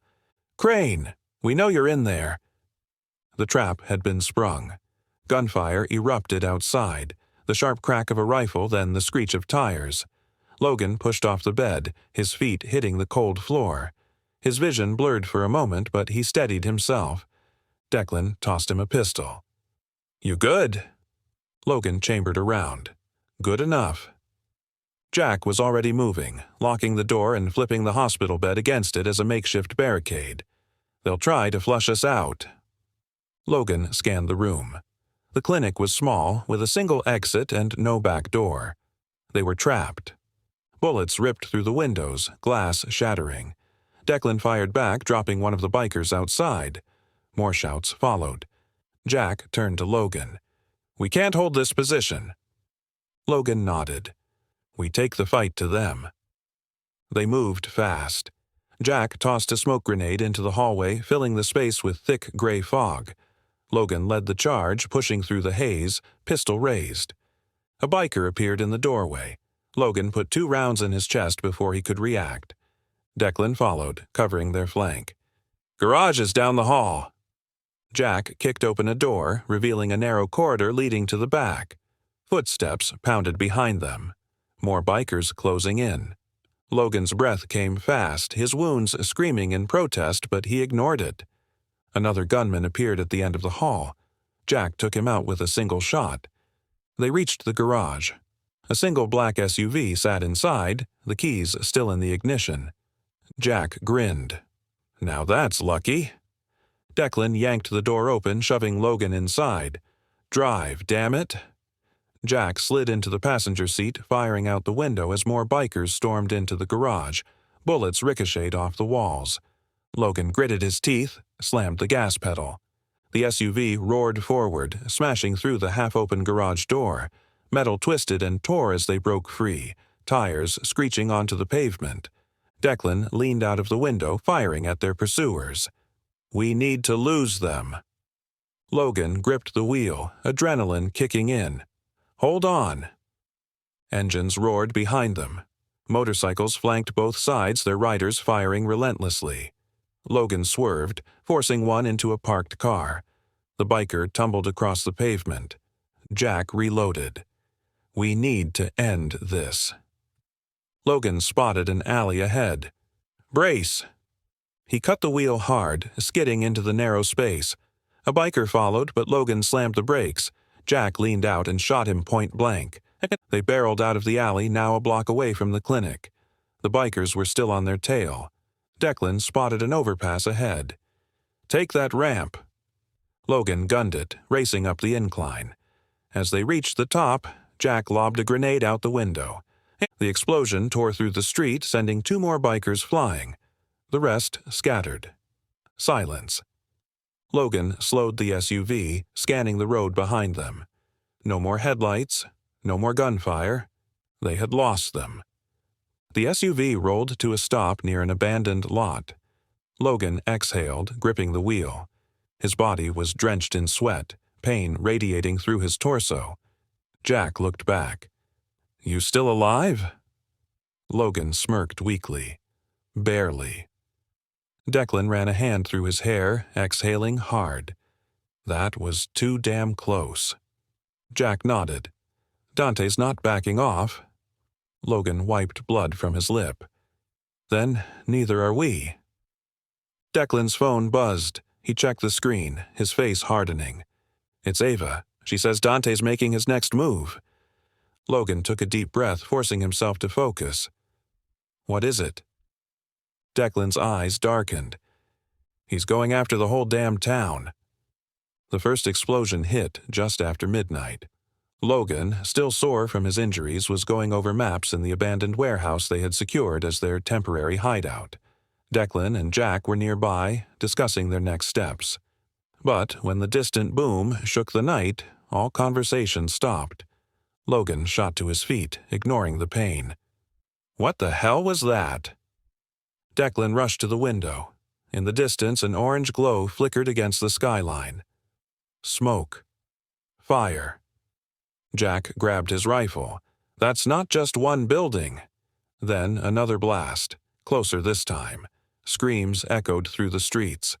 Declan's phone rang. He answered, his face darkening. "Ava, what's happening?" Ava's voice was frantic. "Dante's gang. He's lighting up the town. The gas station, the sheriff's office. They're hitting everything." Jack clenched his fists. The bastard's making good on his threat. Logan grabbed his gear, already moving.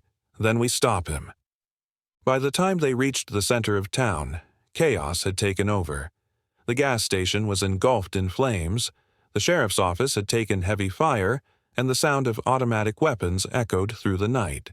Bikers flooded the area, torching businesses, kicking in doors, and dragging people out into the streets.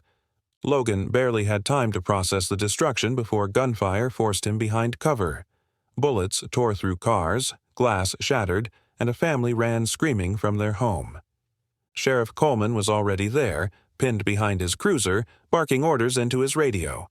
When he spotted Logan, his expression was one of both relief and frustration. "I told you to stay out of this," Coleman yelled over the gunfire. Logan checked his weapon. "You want me to leave?"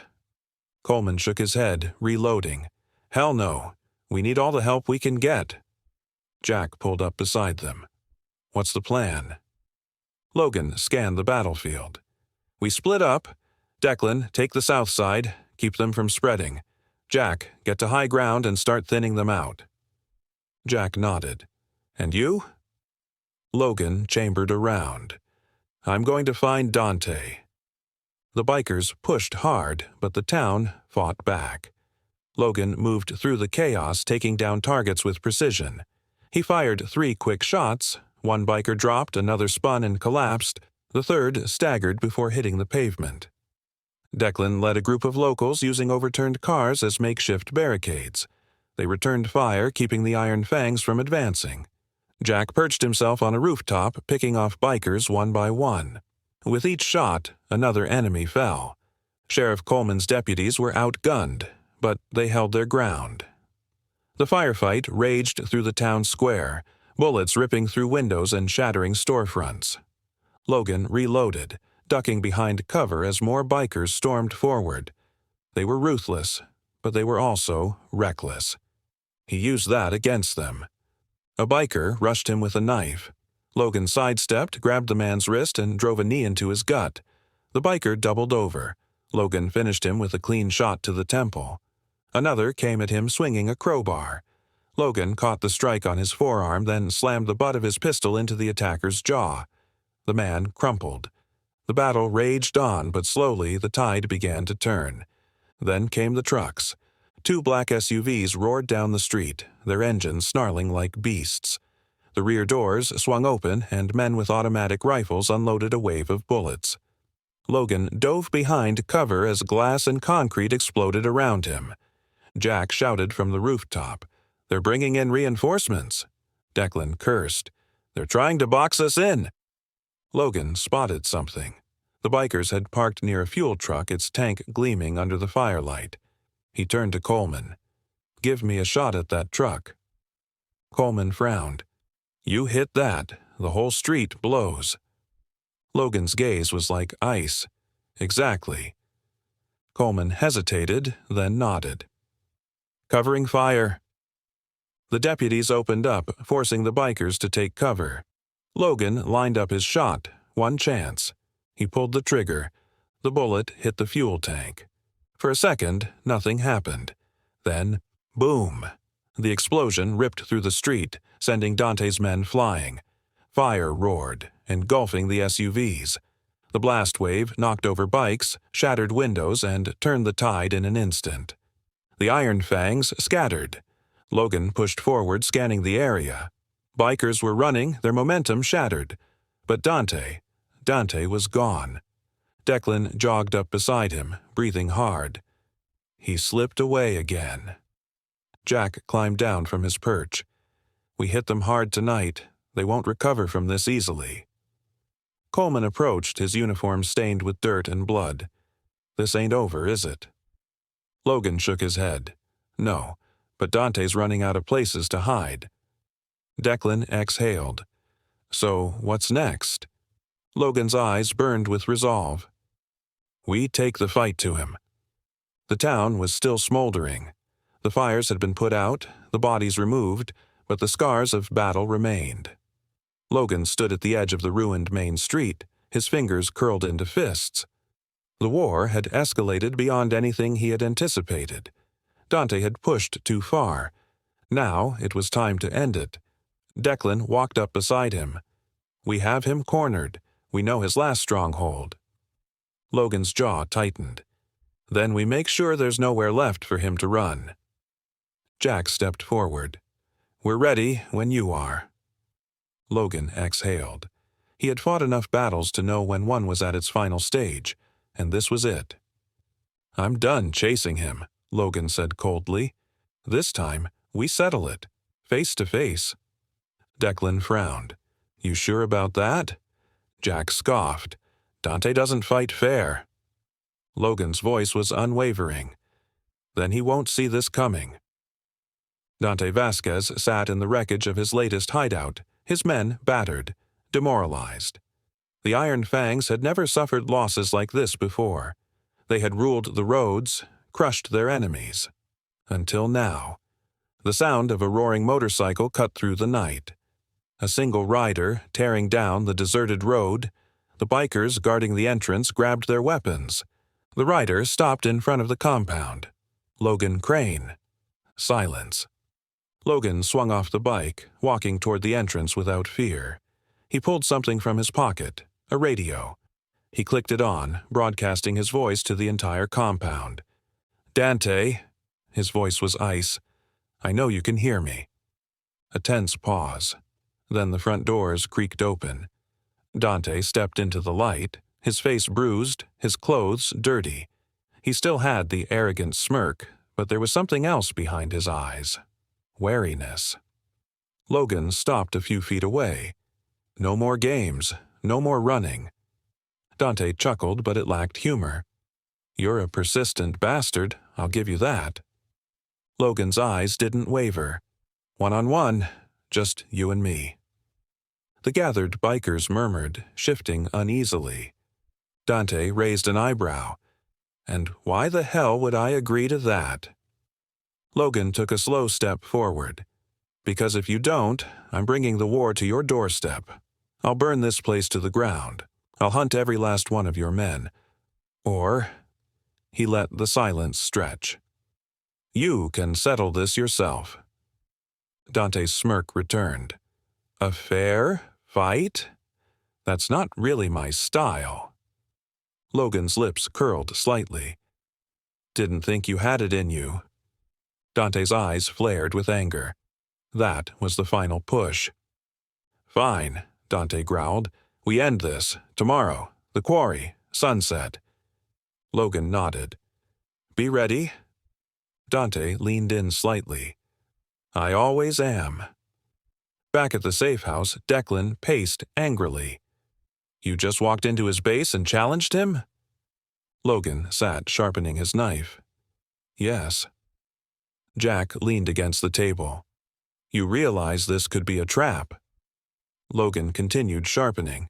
Of course it's a trap. Declan threw up his hands. Then what the hell are we doing? Logan finally looked up. Ending this on our terms. No more attacks on the town. No more civilians caught in the crossfire. He set the knife down.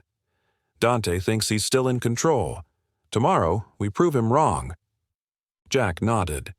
So, what's the play? Logan's eyes darkened.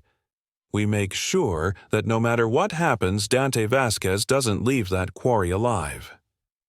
The old quarry was a wasteland of dust and rusted machinery. The setting sun cast long shadows over the rock formations, the perfect battleground. Dante was already there, waiting.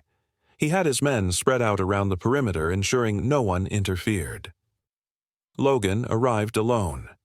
The two men locked eyes across the clearing. Dante smirked. Brave, or stupid. Logan unholstered his knife. I'm walking out of here. You're not. Dante cracked his neck. Let's find out. Dante was fast. Logan barely had time to react before Dante lunged, his knife flashing in the fading sunlight. Logan dodged, pivoting, landing a quick strike to Dante's ribs. Dante grunted but recovered fast, slashing at Logan's arm. Blood. A shallow cut. They circled each other. Dante feinted left, then attacked low. Logan caught the move, countering with a brutal elbow to Dante's face. Dante stumbled, spat blood, grinned. Not bad. Logan didn't waste words. He struck again, a vicious uppercut that snapped Dante's head back. Dante roared in rage, tackling Logan to the ground. The two rolled over the dirt, fists and knives flashing. Dante got on top, his knife pressing against Logan's throat. "Should have killed me when you had the chance." Logan gritted his teeth. His hand shot up, grabbing Dante's wrist, twisting hard. The knife clattered away. Logan shoved him off, delivering a brutal knee to Dante's gut. Dante gasped, falling back. Logan didn't hesitate. He grabbed Dante's knife and plunged it into his side. Dante froze. His breath hitched. Blood pooled from the wound. He staggered, trying to speak. "You—" Logan twisted the blade. "This is for the people you killed." Dante gasped, his strength fading. His knees buckled. He collapsed onto the dirt.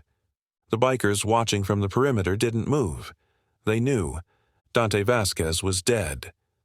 Logan stood over the body, breathing heavily. The dust settled. The sun dipped below the horizon. Declan and Jack emerged from the rocks, weapons raised. The remaining bikers looked at them, then at their fallen leader. One by one, they backed away. Some dropped their weapons. Others simply walked off into the darkness. It was over. Declan exhaled. "Holy hell. You actually did it." Logan wiped the blood from his hands. "Had to be done." Jack looked around. What now? Logan stared down at Dante's lifeless body. Then he turned away. "Now, we rebuild." The body of Dante Vasquez had barely gone cold, but Logan knew this wasn't the end. The Iron Fangs had lost their leader, but not their fight. They would regroup, they would retaliate, and if Logan didn't strike first, the town would bleed again. Standing over the makeshift war map inside the safe house, he marked key points where Dante's men were still active. The fight wasn't over, not yet. Declan and Jack sat across from him, their faces grim. "We have 24 hours before Dante's remaining forces decide what to do," Logan said. "That means we use that time to prepare." Jack nodded. "His reinforcements are still coming. Even with Dante gone, they won't just turn around."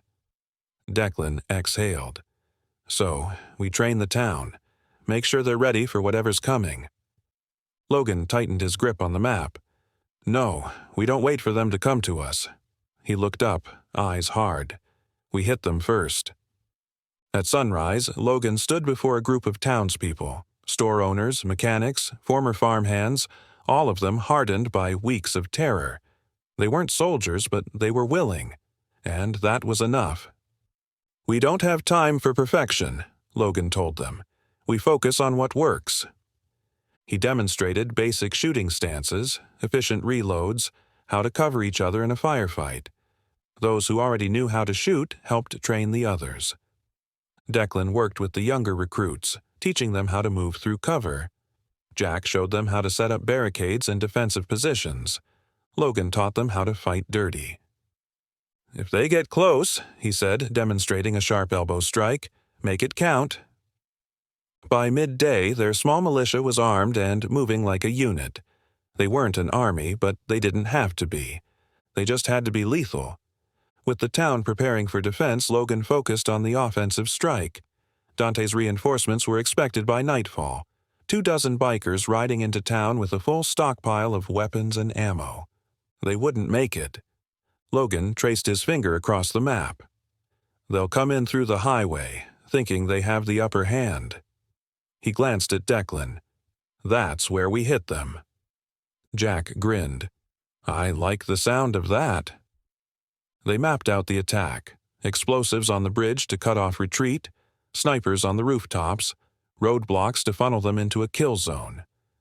Declan crossed his arms. "And if this doesn't stop them?" Logan checked his rifle, chambering a round. "Then we make damn sure they don't leave alive." As the sun dipped below the horizon, Logan stood outside the safe house watching the town settle into an eerie silence. The people were ready, but fear lingered. He could feel it. Ava approached, concern in her eyes. "You think this will work?" Logan nodded. "It has to." She hesitated. "You could leave, you know. Get out of here before it's too late." Logan exhaled, shaking his head. "Not an option." Ava gave a small smile. "Didn't think so." Declan stepped out, nodding toward the road. "They'll be here soon." Logan gripped his rifle. "Then let's make sure they regret it." The first biker rolled into town just past midnight. Then another. The roar of engines echoed through the streets as headlights sliced through the darkness. They were coming in fast, expecting little resistance. They were wrong. Logan signaled from his position. The moment the lead truck crossed the bridge, Jack hit the detonator. Boom! The explosion tore through the structure, sending flaming wreckage into the canyon below. The bikers slammed their brakes. Too late.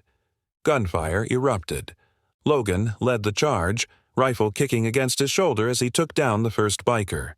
The locals, hidden behind makeshift barricades, opened fire, cutting through the disoriented gang. Declan and Jack moved like ghosts, picking off targets from elevated positions.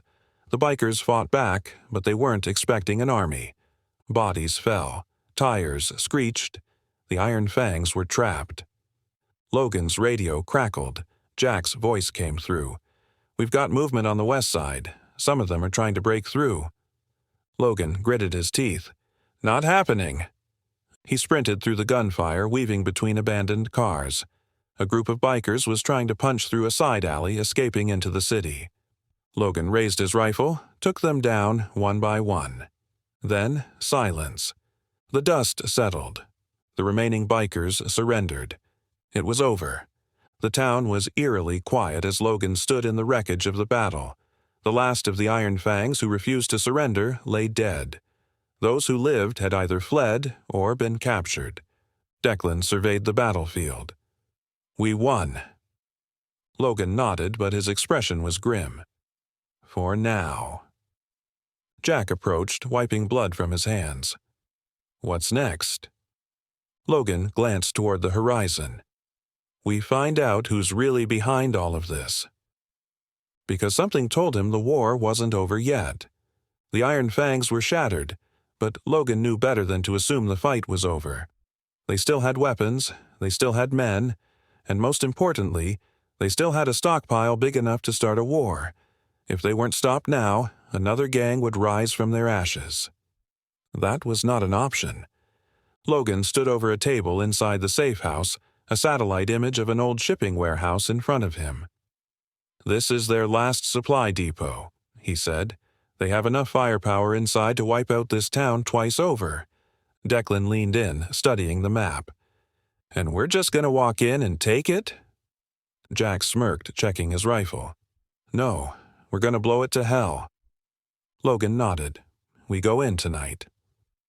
The abandoned warehouse sat at the edge of the town, surrounded by a rusted chain-link fence. It had been a legitimate shipping hub once, but now it was the Iron Fang's last stand. Trucks were lined up outside, men moving crates of ammunition and explosives. They were preparing for something big. Logan, Declan, and Jack crouched behind an old freight container, scanning the area. 2 guards patrolled the entrance, another stood near a fuel truck. A lookout sat perched on the roof with a rifle. Declan exhaled. 12 men, maybe more. Logan checked his weapon. "Then we do this clean." Jack pulled out a detonator. "You get me to the storage containers, I can set charges. One push of a button and this place becomes a fireball." Logan nodded. "Let's move." They split up. Jack moved through the shadows toward the storage area while Declan and Logan eliminated the outer guards. Logan slipped behind the fuel truck, catching the guard by surprise. A quick chokehold, a muffled struggle, and the man went limp. Declan climbed onto a stack of crates, creeping up behind the rooftop sniper. One quick knife to the throat, and he was down. Jack's voice crackled over the radio. "I'm inside, setting the first charge." Logan moved forward, hugging the shadows. He could hear the bikers inside laughing, oblivious to what was coming. Then, a voice from behind. "You don't belong here." Logan spun, raising his gun. A biker had spotted him. Shit. The man reached for his radio, but Logan was faster. A single suppressed shot to the head, and the biker crumpled. Too late. From inside the warehouse, someone shouted, "Intruders!" The plan was over. Time for war. Gunfire exploded through the night. The bikers stormed out of the warehouse, rifles blazing. Logan dove for cover behind a forklift, returning fire with deadly accuracy. Declan fired from the rooftop, taking down 2 men before they could react. Jack ran between the containers, finishing his explosives while dodging bullets. Logan rolled out of cover, firing 2 quick shots. One biker dropped, another staggered before Declan finished him off. Then the heavy artillery arrived. A biker carrying an M249 SAW machine gun stepped onto the loading dock and opened fire. Bullets shredded through metal, kicking up sparks. Logan barely managed to duck behind a truck before the rounds cut through his previous position. Declan called out, "We need to take that guy down." Logan gritted his teeth. "I'm on it." He sprinted through cover, keeping low, dodging fire. The gunner reloaded, his one mistake. Logan leapt forward, tackling him to the ground. A struggle. The machine gun clattered away. The biker punched Logan in the ribs, but Logan twisted his arm and snapped it at the joint. A scream. Then a knife to the throat. The fight was over. Jack's voice crackled over the radio. "Charges are set. Get clear." Logan and Declan moved fast, cutting down the last of the bikers as they retreated. More gunfire. A final push. Then silence. Logan looked around. The last man standing was the warehouse commander, bleeding from his leg, crawling toward a pistol. Logan stepped forward, kicking the gun away. "It's over." The man coughed, grinning. "You think blowing this place stops us?" He spit blood onto the dirt. "More will come." Logan didn't hesitate. A single shot to the head. Jack's voice called out, "We need to go!" Logan and Declan sprinted away as Jack pressed the detonator. Boom! The explosion tore through the compound, sending fire and debris into the air. Flames roared, consuming everything. The Iron Fang's weapon supply was gone. They reached the getaway truck, but just as Logan climbed in, headlights flared in the distance. A second wave. More bikers. Jack cursed. "They sent backup!" Engines roared as 6 motorcycles sped toward them, firing wildly. Bullets struck the truck, shattering windows. Logan slammed the gas pedal, tires screeching as they tore away from the burning wreckage. Declan leaned out of the window, returning fire. One biker veered off, crashing into a ditch. Jack tossed a flash grenade, blinding 2 more. But the last 3 were still coming. Logan gritted his teeth. "Hold on!" He yanked the wheel hard, sending the truck skidding toward an overpass. At the last second, he cut the brakes, causing 2 bikers to overshoot and slam into the guardrails. Their bikes flipped, sending them sprawling. The last one refused to give up. He pulled alongside the truck, raising his gun. Logan didn't hesitate. He jerked the wheel, slamming the biker against a concrete barrier. The man tumbled off his ride, rolling across the pavement. Finally, silence. Jack exhaled. Damn, that was close. Declan reloaded. "We need to get out of town before more show up." Logan's hands tightened on the wheel. "No." Jack glanced at him. "No?" Logan's voice was steady. "We're finishing this." They watched the fire burn from a distance, the heat still reaching them. Declan exhaled. That's it. That had to be the last of them. Logan wasn't so sure. He stared into the flames, his mind already racing. Jack dusted off his hands. So, what now? Logan's eyes narrowed. We find out who's really pulling the strings. Because something told him the war wasn't over. Not yet. The fire at the warehouse had barely burned out when Logan's phone buzzed. He checked the screen. A message. Unknown number. You took everything from me. Now it's my turn. Logan's grip tightened on the phone. He didn't need to see a name to know who it was. Declan leaned in. "What is it?" Logan exhaled. "Dante's making his last move." Jack frowned. "That's impossible. Dante's dead." Logan looked up, his jaw clenched. "Then someone else is pulling the strings." The phone buzzed again, another message, this time a photo. Logan's blood ran cold. Ava, bound, gagged, bruised. Underneath, a single sentence. "Come alone, or she dies." They gathered around the map, tension thick in the air. The message had coordinates, a deserted truck stop on the outskirts of town. Jack shook his head. "This is a trap." Declan slammed his fist against the table. "Of course it's a trap, but we don't have a choice." Logan was already strapping on his gear. "I go in alone." Declan grabbed his arm. "Like hell you do." Logan's stare was unwavering. "If they see you, they kill her. I won't risk that." Jack exhaled. "So, what's the plan?" Logan checked his weapons. "I walk in. You stay hidden. If things go south, you hit hard." Declan nodded. "We'll be watching."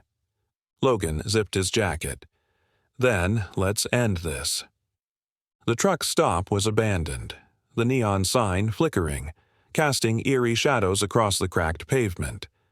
Logan parked his bike at the entrance, stepping off slowly, hands open. A single figure emerged from the shadows. Bishop, Dante's second in command. His face was bruised, his arm in a sling, but his eyes burned with hatred. "You cost me everything," Bishop spat. Logan's gaze was ice. "Where is she?" Bishop smirked. "Inside, but first we settle a debt." The roar of motorcycles filled the air. From the darkness, dozens of bikers emerged, encircling Logan. Logan's fingers twitched. A dozen ways to die. A dozen ways to kill. Bishop cracked his knuckles. "No guns, just you and me." Logan unzipped his jacket, tossing it aside. "Fine." Bishop moved first. A wild punch. Logan ducked, countering with a sharp jab to the ribs. Bishop grunted but retaliated fast, an elbow that clipped Logan's jaw. Logan tasted blood. They circled. Bishop lunged. Logan sidestepped, catching Bishop's arm, twisting it hard. A snap. A scream. Bishop stumbled back, his broken arm hanging uselessly. But he wasn't done. He pulled a knife.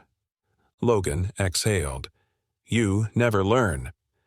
Bishop slashed. Logan dodged, twisting the blade from his grip. One swift motion. Logan drove the knife into Bishop's gut. Bishop gasped, eyes wide. Blood poured from the wound. Logan leaned in. "Dante's dead. It's over." Bishop coughed, grinning through the pain. "No, it's not."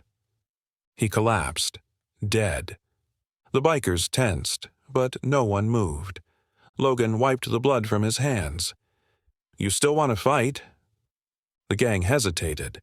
Then, one by one, they dropped their weapons. It was over, or so he thought. A slow clap echoed from the shadows. A tall figure stepped forward, dressed in black, a presence that made the remaining bikers shrink back in fear. Logan's eyes narrowed.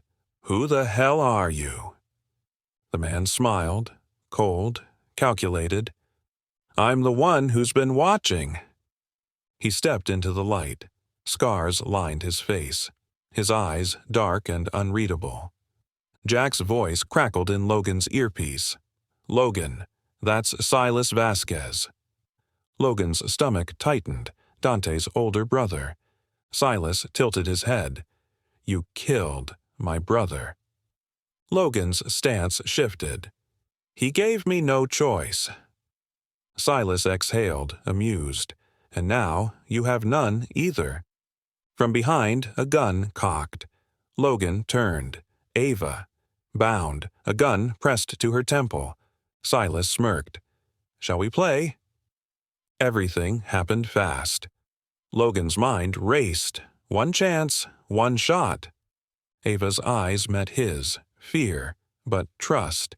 She knew he wouldn't let this end like this. Logan acted.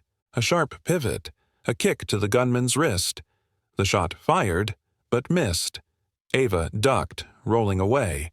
Silas drew his weapon. Logan lunged, grappling for control. A struggle. Silas was strong. Logan barely managed to twist the gun from his grip. A punch to the ribs. A counterstrike to the jaw. Then, Silas pulled a hidden knife. Logan barely dodged. The blade grazed his side. Pain. Heat. But he kept moving. Silas smirked. "You fight well." Logan growled. "Better than Dante." Silas lunged. Logan twisted, used Silas's momentum against him. The knife plunged deep into Silas's own chest. Silas gasped. His hands went to the wound, blood seeping through his fingers. He staggered back, coughing. "You!" Silas hissed before collapsing. The remaining bikers ran. The war was over. Logan knelt by Ava, untying her bindings. "You okay?" She nodded, shaken but alive. "You?" Logan exhaled, pressing a hand to his wound. "I'll live." Declan and Jack rushed in. "We saw the signal." Declan scanned the scene. "Holy hell." Jack smirked. "Didn't even need us, huh?" Logan wiped the blood from his lip. "You're late." Ava laughed weakly. "He always says that." They stood in the wreckage of the battlefield. The Iron Fangs were gone. Dante was gone. And now Silas was gone too. But Logan wasn't celebrating, because something told him this wasn't the end. The night was thick with silence, the kind that came before the final storm. Logan stood on the edge of the abandoned train yard, his breath slow and steady despite the weight of the moment. Every muscle in his body was coiled tight, ready. This was it. No more running, no more ambushes, no more war games. This was the final reckoning. Behind him, Declan and Jack watched. Jack leaned against the table, arms crossed. "You sure about this?" Logan exhaled. "No more loose ends." Declan frowned. "We should be backing you up." Logan shook his head. "This fight is mine." Jack smirked. "Then make sure you finish it." Logan adjusted the knife strapped to his belt. "I intend to." The train yard stretched before him, rusting freight cars standing like silent sentinels under the pale glow of a flickering floodlight. The air smelled of old metal and oil, the scent of decay thick in the cold wind. And across the yard, a figure waited. Silas Vasquez. He stood tall, unmoving, his coat billowing with the breeze.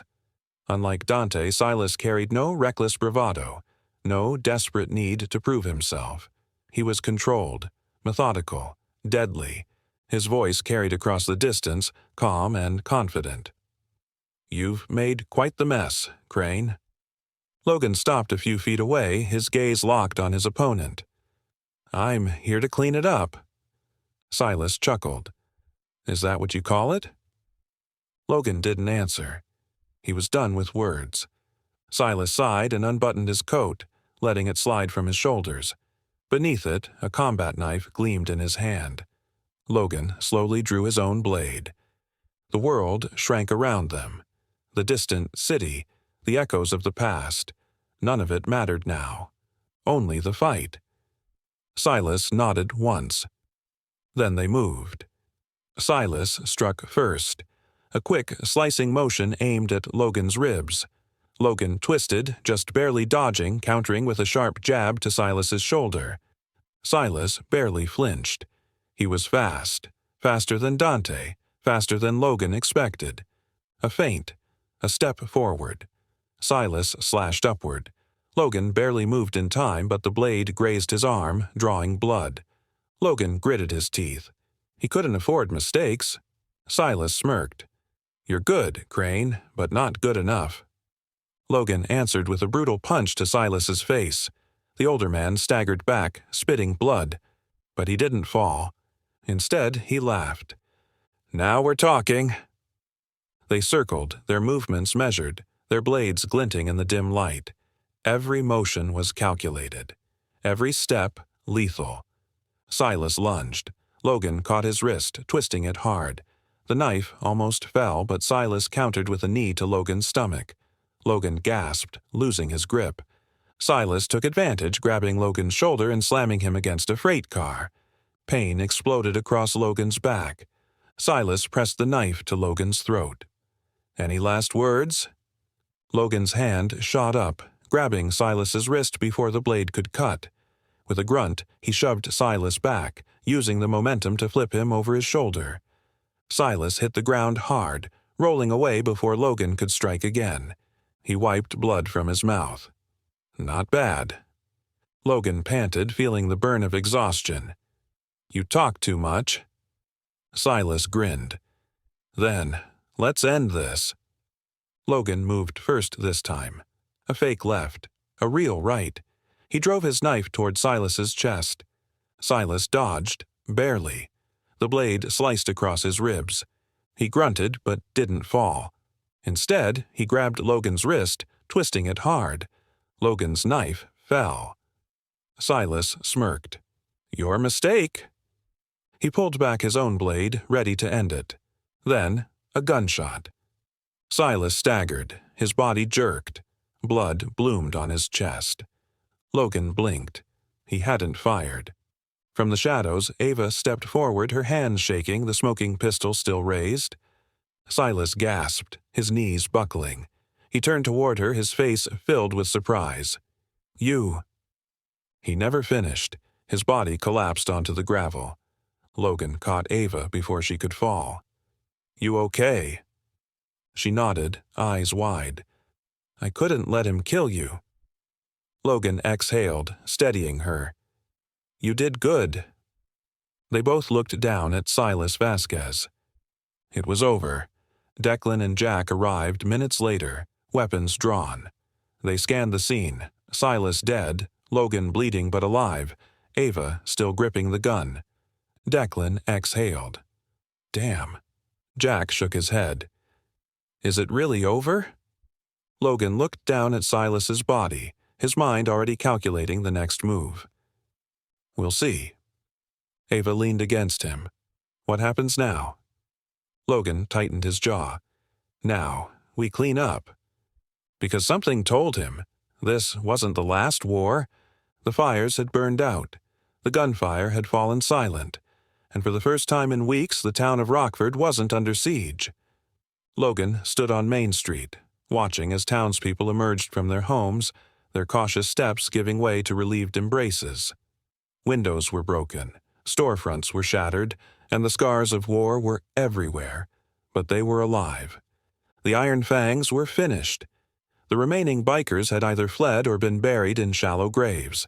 The streets, once terrorized by roaring engines and chaos, were now quiet. Too quiet. Jack stepped beside Logan, wiping sweat from his forehead. "Never thought I'd see this place standing after all that." Logan nodded, but he wasn't celebrating. The weight of everything, the bodies, the blood, the war, hung heavy on his shoulders. "It's not over," he muttered. Declan approached, bandaging a cut on his arm. "You sure about that? Looks over to me." Logan exhaled. Trouble always finds a way back. The next few days were spent cleaning up the wreckage. Broken glass was swept from the streets, burned-out cars were towed away, and bullet-ridden walls were patched up. The town came together, working side by side, hammering, lifting, rebuilding. The battle had hardened them, but it had also united them. They weren't just a collection of citizens anymore, they were survivors. Inside the diner, Ava helped board up windows while Jack patched bullet holes in the walls. The scent of fresh coffee mixed with the dust in the air. Despite everything, the diner was open again, serving food and keeping spirits up. Sheriff Coleman limped into the diner, his hat pulled low over his tired eyes. He set his hands on the counter, looking at Logan. We're grateful, Crane. Don't think we would have made it without you." Logan nodded. "Wasn't just me." Coleman chuckled, humble as ever. He slid an envelope across the counter. "Got a letter for you." Logan frowned, tearing it open. His eyes scanned the contents. His past had come knocking. The letter bore the official stamp of the U.S. military. An invitation. A request. They wanted him back. Declan read over his shoulder, letting out a low whistle. "They really don't want to let you go, huh?" Jack snorted. "They must have heard about what went down here. Figured you'd make a fine weapon again." Logan folded the letter, tucking it into his pocket. The war had followed him home, and now the military wanted to drag him back into another. Ava set a hand on his arm. "You don't have to go." Logan's jaw tightened. He looked around, at the town, the people rebuilding, the life he had fought to protect. And just like that, the decision was made. "No," he said. "I'm done being someone else's soldier." Declan grinned. "Well, hell, that's good to hear." Jack laughed. "Guess that means we're stuck with you." Logan smirked. "Looks that way." The military had given him purpose once, but here, in this town among these people, he had found something even greater, a reason to stay. Even with the town rebuilding, the pain lingered. There were funerals to attend, empty chairs in the diner where familiar faces used to sit. Logan watched as a mother placed flowers on a fresh grave, her son taken too soon by the war that had come to their town. Guilt weighed on him. He had done what he had to, but at what cost? Ava stood beside him. "You did everything you could." Logan sighed. "Was it enough?" Ava hesitated, then nodded. "We're still here." That had to count for something. Across town, the sheriff held a small memorial for the fallen. People gathered, lighting candles, saying prayers for the lost. Some glanced at Logan, a mix of gratitude and sorrow in their eyes. They knew what he had done for them. But they also knew his hands weren't clean, and neither was his conscience. That night, Logan sat on his porch, a cigarette burning between his fingers. The streets were quiet, but he knew better than to trust the silence.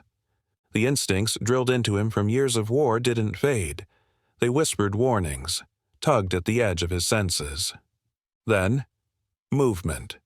A figure in the distance, watching from the shadows. The hairs on Logan's neck stood on end. He wasn't alone. Slowly, he reached for his pistol, but the figure didn't move closer. Instead, it lingered, as if studying him. The street lamp flickered, casting just enough light to reveal the faint outline of a scarred face. Cold eyes. Logan's grip on his gun tightened. He didn't recognize the man, but something in his gut told him this wasn't just a drifter. A warning bell rang in his mind. This wasn't over. Not yet. Logan didn't sleep that night. The town was safe, for now, but something in his gut told him the war wasn't over. He replayed the image in his mind, the shadowed figure watching from the alley, the way the street lamp had caught the faint outline of a scarred face. Whoever it was, they weren't just a drifter. They had been watching him. Logan sat on his porch, sipping black coffee as the first light of dawn broke over Rockford. His fingers idly traced the grip of his pistol, resting in his lap. The air was crisp, but it carried a weight, a pressure he couldn't ignore. Footsteps crunched against the gravel. Logan didn't turn. He already knew who it was.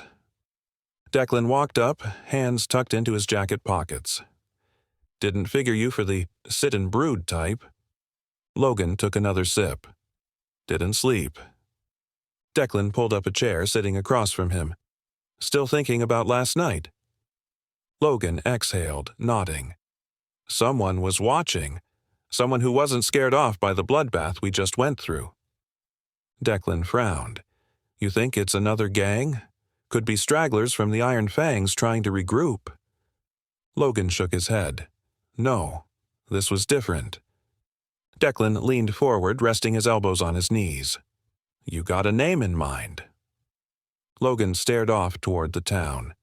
The streets were quiet, but his mind was loud with possibilities. He didn't have proof, just instinct. And his instinct was screaming. We'll find out soon enough. By midday, Rockford was back to its slow-paced normalcy, or at least what passed for normal after a gang war. People were out, repairing storefronts, sweeping up debris. Kids played on the sidewalks again.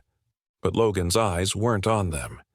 He spotted him the moment he walked into town. A man in a dark coat, medium build, weathered face, a scar cutting across his cheek. He wasn't trying to be stealthy. If anything, he wanted Logan to see him. Logan nudged Declan. There. Declan followed his gaze. You sure?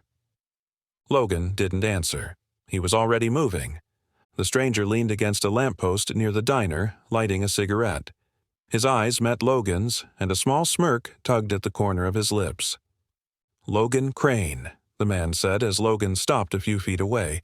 His voice was smooth, controlled. I was wondering when we'd finally meet. Logan studied him, every nerve on edge. You got a name? The man exhaled smoke, flicking ash onto the pavement. Call me Kane. Logan's fingers twitched. And why the hell are you watching me, Kane? Kane's smirk widened slightly. Just making sure you live up to the stories. Declan stepped beside Logan. What stories? Kane tilted his head, taking in Declan before looking back at Logan. The kind that get whispered in places like this? About a man who stood against an entire gang and won. Logan's jaw tightened. That's old news. Kane shrugged. Maybe, but there are people who don't like what you did here. Logan took a slow step forward. And you're one of them? Kane chuckled. Not exactly, but my employer, he's very interested in you.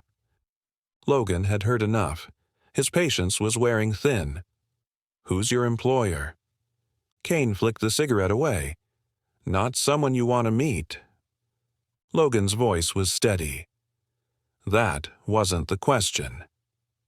Kane exhaled as if considering his next words carefully. Then he reached into his coat, slowly, deliberately. Logan tensed, his hand hovering near his gun, but Kane only pulled out a card, holding it out. Logan took it. A single word was printed on the front. Vanguard. No phone number, no address, nothing else. Kane smirked at the confusion in Logan's expression. You got their attention. You should be flattered. Logan's grip tightened on the card. And if I don't give a damn? Kane's smirk faded. Then you won't like what happens next. For the first time, there was something in Kane's tone that sent a ripple of unease through Logan's chest. This wasn't a simple warning. It was a promise. Logan pocketed the card. You tell your boss if he wants something from me, he can come himself. Kane chuckled. Oh, I think he will. He stepped back, nodding once. See you soon, Crane. And then he was gone, disappearing down the street like a shadow fading in the afternoon light.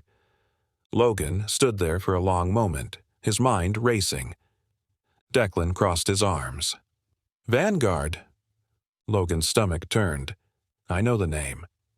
Jack walked out of the diner, rubbing grease off his hands. Vanguard? Sounds like a Wall Street firm. Logan shook his head. It's a private security outfit. Mercenaries, black ops, the kind of people governments hire when they don't want their hands dirty. Declan frowned. And why the hell are they interested in you? Logan exhaled. Because I used to work with them. The silence between them was thick. Jack let out a low whistle. Well, shit. Logan looked back down the street where Kane had disappeared. The weight in his chest was growing heavier by the second. He had walked away from that life. Closed that door. But Vanguard had just kicked it open. And he knew this was only the beginning. The town felt different. Ever since the encounter with Kane, an unsettling stillness had settled over Rockford. The people continued their daily routines. The streets bustled with repair work. But Logan felt the shift. It was in the way conversations dropped to whispers when he walked past. It was in the nervous glances from the sheriff, the way Ava's fingers lingered too long on the coffee pot, her mind clearly elsewhere. He wasn't the only one who felt it. Declan leaned against Logan's truck, arms crossed, watching the people move about the streets. "I don't like this." Logan took a slow breath, his gaze scanning the rooftops, the alleyways, the shadows between the buildings. "Neither do I." Jack walked up, shaking his head. "It's like they're waiting for something." "They are," Logan said, his voice steady. "They just don't know what it is yet." But Logan did. Vanguard was coming. Declan pushed off the truck, his expression dark. "So, what's the plan?" Logan glanced around, lowering his voice. "We start by locking down the town." Jack raised a brow. "You think they'll attack?" Logan sighed. "I don't know, but I know what kind of people they are. Vanguard doesn't make threats, it makes statements. If they want something, they take it." Jack frowned. "And what do they want from you?" Logan tightened his jaw. "That's what we have to find out." They spent the next several hours checking the perimeter, reinforcing weak spots around town. Windows were reinforced, locks were double-checked, and those who had weapons were advised to keep them close. Sheriff Coleman wasn't happy. "You're turning this town into a damn war zone," he grumbled, watching Logan reinforce the back entrance of the diner. Logan didn't stop working. "You don't have to be a part of this." Coleman sighed, rubbing his temples. "You really think they're coming?" Logan glanced at him. "I don't think. I know." As the sun began to set, Logan sat in his truck flipping the Vanguard card between his fingers. The name alone carried weight, dragging ghosts from the past into the present. Declan sat in the passenger seat watching him. "You gonna tell me how deep you were in with these guys?" Logan exhaled, tapping the card against the dashboard. "Deep enough." Declan didn't press. He knew Logan well enough to understand that some things weren't meant to be shared. Not yet. The silence stretched between them until Logan's phone buzzed. An unknown number. He answered. "Crane." A familiar voice spoke, calm and measured. "Hope you're ready for company." Logan's fingers tightened around the steering wheel. "Kane." "Good guess." There was a pause, then a chuckle. "You're not going to run, are you?" Logan's voice was steady. "I don't run." "Didn't think so." Kane's tone was almost amused. "Then I guess we'll see you soon." The line went dead. Declan stared at Logan. "Well, that sounds promising." Logan started the truck. "Get the others. We don't have much time."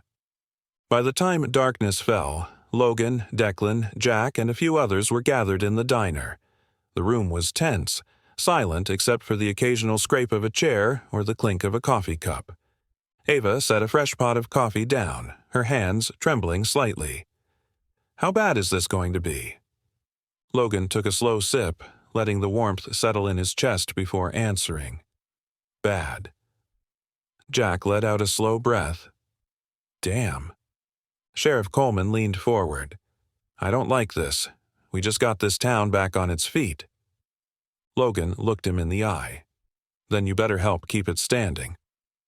Coleman exhaled, rubbing his face. "What do you need from me?" Logan set his coffee down.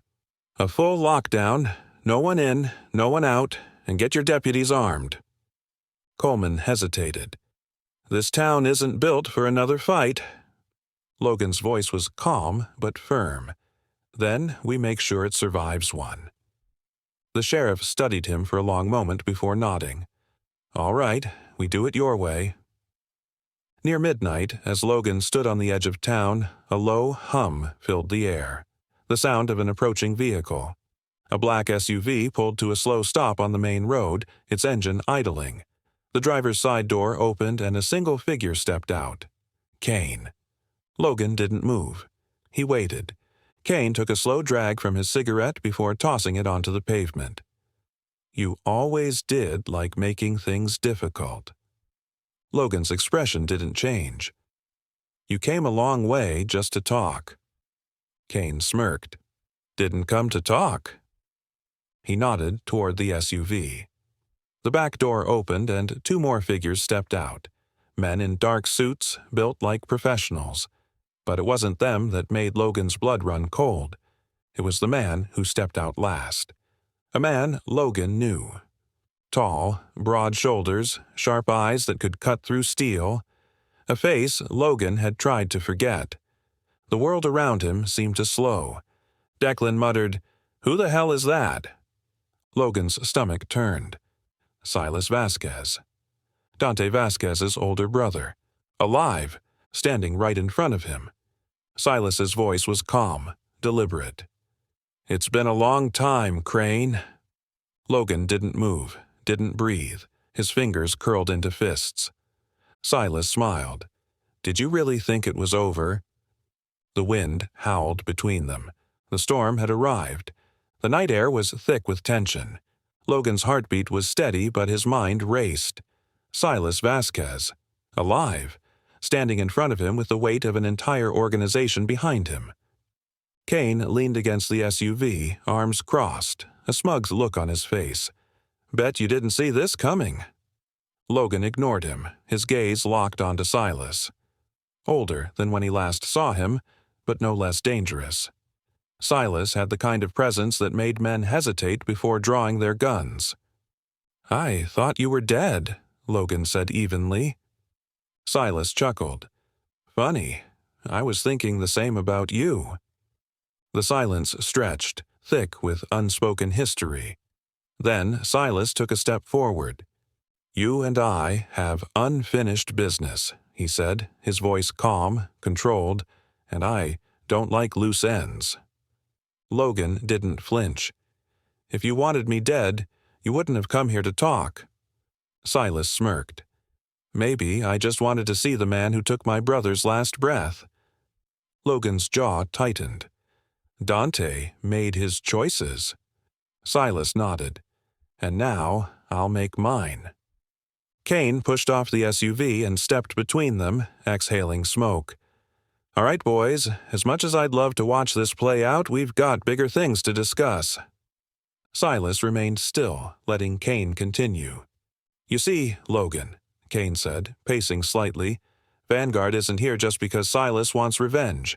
That's just a fun little bonus." He smiled.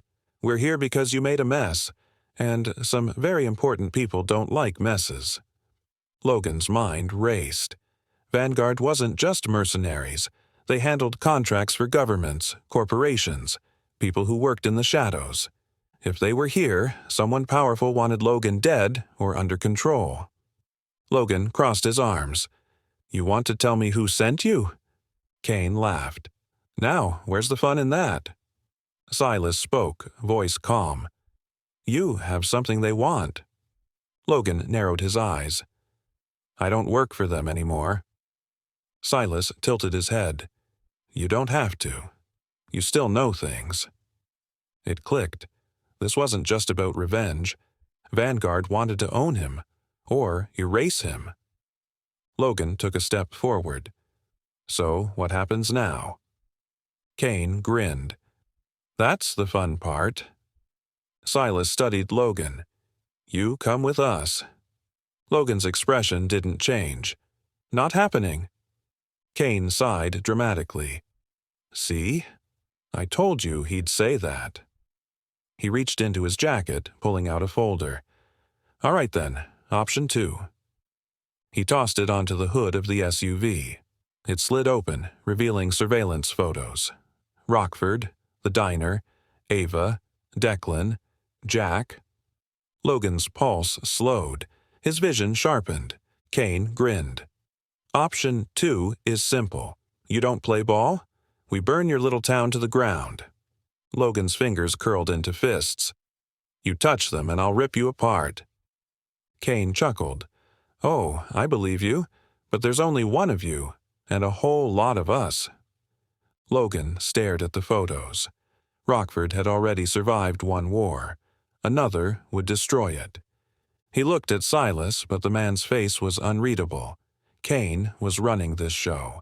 Silas was just waiting. Logan exhaled. "So, what's the deal?" Kane's smirk widened. "You come with us, quietly, no fights, no bullets. You disappear, and your little town stays safe." Logan's pulse thundered. If he went, there was no coming back. But he just needed time. Logan's mind worked fast. There was only one way this ended, with him walking away free and Vanguard in pieces. He just had to get there first. "Fine," he said, voice steady. Kane blinked, then laughed. "Damn, I was expecting a little more fight out of you." Logan didn't reply. He stepped forward, hands at his sides. Kane gestured to the SUV. "Then, let's get moving." Logan's gaze flicked to Silas. The man was watching him closely, judging, waiting. Logan climbed into the back seat. The door slammed shut. Kane turned to Silas. "Told you he'd see reason." Silas didn't reply. The SUV rumbled to life, pulling onto the road, leaving Rockford behind. As they drove, Logan kept his breathing even, his mind clear. He wasn't done yet.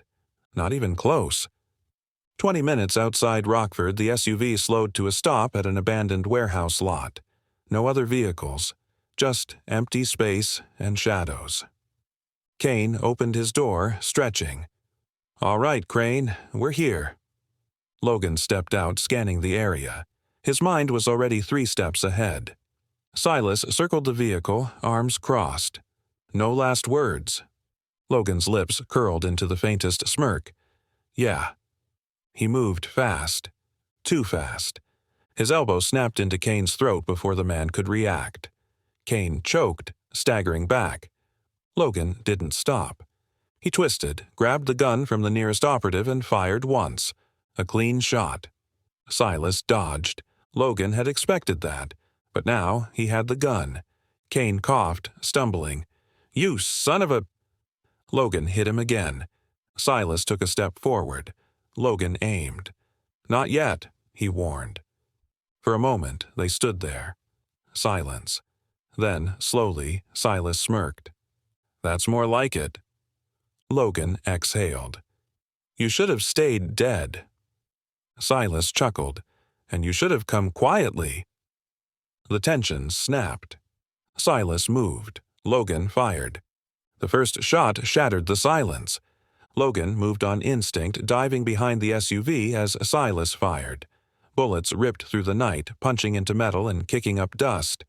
Kane was still coughing, struggling to get up, but Logan didn't care. He had bigger problems. Silas was fast. Too fast. Logan rolled to the side, popping up just as Silas fired again. The shot missed by inches, hitting the warehouse wall behind him. Logan squeezed the trigger. 2 clean shots. Silas dodged. Logan cursed under his breath. He knew Silas was good, but this was different. He wasn't just reacting. He was anticipating. Vanguard had trained him well. Kane groaned, pulling himself upright. "Kill him already!" Logan didn't wait. He lunged forward, closing the gap between him and Silas. Silas met him head-on. No more guns, just fists. The first punch was brutal. Silas drove a right hook into Logan's ribs, making him grunt in pain. Logan countered with a knee to the stomach, forcing Silas back a step. But Silas recovered fast. A sharp elbow to Logan's face, a crushing blow to his ribs. Logan staggered, but he didn't fall. He wouldn't fall. Silas smirked. "You still got some fight left?" Logan spat blood. "More than you." Silas charged. Logan sidestepped, using Silas's momentum against him. He grabbed the back of Silas's head and slammed it into the SUV's door. The metal dented. Silas grunted. But he didn't go down. Instead, he lashed out, grabbing Logan's arm and twisting. Pain exploded up Logan's shoulder. He clenched his jaw, fighting through it, and drove his knee into Silas's gut. Silas coughed, but he was still standing. Logan knew this fight wouldn't last much longer, not with both of them battered and bleeding. One of them had to end it. Behind them, Kane was back on his feet. Logan barely had time to react before he saw the gun in Kane's hand. Silas saw it too. Kane grinned. "Sorry, boys, but I don't trust either of you." He pulled the trigger. Silas moved first. In a split second, Silas twisted, shoving Logan out of the way. The bullet meant for Logan hit Silas in the shoulder. Logan hit the ground hard, his ears ringing. Silas staggered back, clutching his wound, his face twisted in pain. Kane aimed again. Time to clean house. Logan didn't think. He acted. A single gunshot. Kane's eyes went wide. He dropped. Logan exhaled, lowering his smoking gun. Kane was dead. Silas groaned, pressing a hand to his wound. He looked up at Logan, a mixture of pain and amusement in his eyes. "You saved me." Logan shook his head. "I just didn't want him to take my kill." Silas chuckled, wincing. "Figures." For a long moment, they just stood there. 2 soldiers, 2 survivors. Then Silas sighed. So what now? Logan studied him carefully. He could end it here. 1 bullet, 1 final shot. But he didn't. Instead, he stepped back. "You disappear." Silas raised an eyebrow. "And if I don't?" Logan's voice was cold. "Then I'll finish what I started." Silas smirked. "Fair enough." Without another word, he turned and walked away. Into the shadows. And Logan let him go. The drive back to Rockford was quiet. Declan and Jack were waiting when Logan pulled up, their faces tense. Jack exhaled. "So, it's done." Logan nodded. "It's done." Declan studied him. "And Silas?" Logan didn't answer right away. Then, finally, he said, "He's gone." Declan and Jack exchanged a look but didn't push further. They trusted him. Ava walked up, her eyes searching his face. "Are you okay?" Logan gave her a tired smirk. "I will be." She nodded, but he could see the worry in her eyes. He appreciated it. Rockford was safe. For now. That night, as Logan sat on his porch, a package arrived. No return address. Inside, a single note. "You came to my town. Now I'm coming for yours." Logan's grip tightened. He didn't need a signature to know who sent it. Silas was still out there, and this wasn't over. Not by a long shot. Logan leaned back, exhaling slowly. He'd be ready. He always was.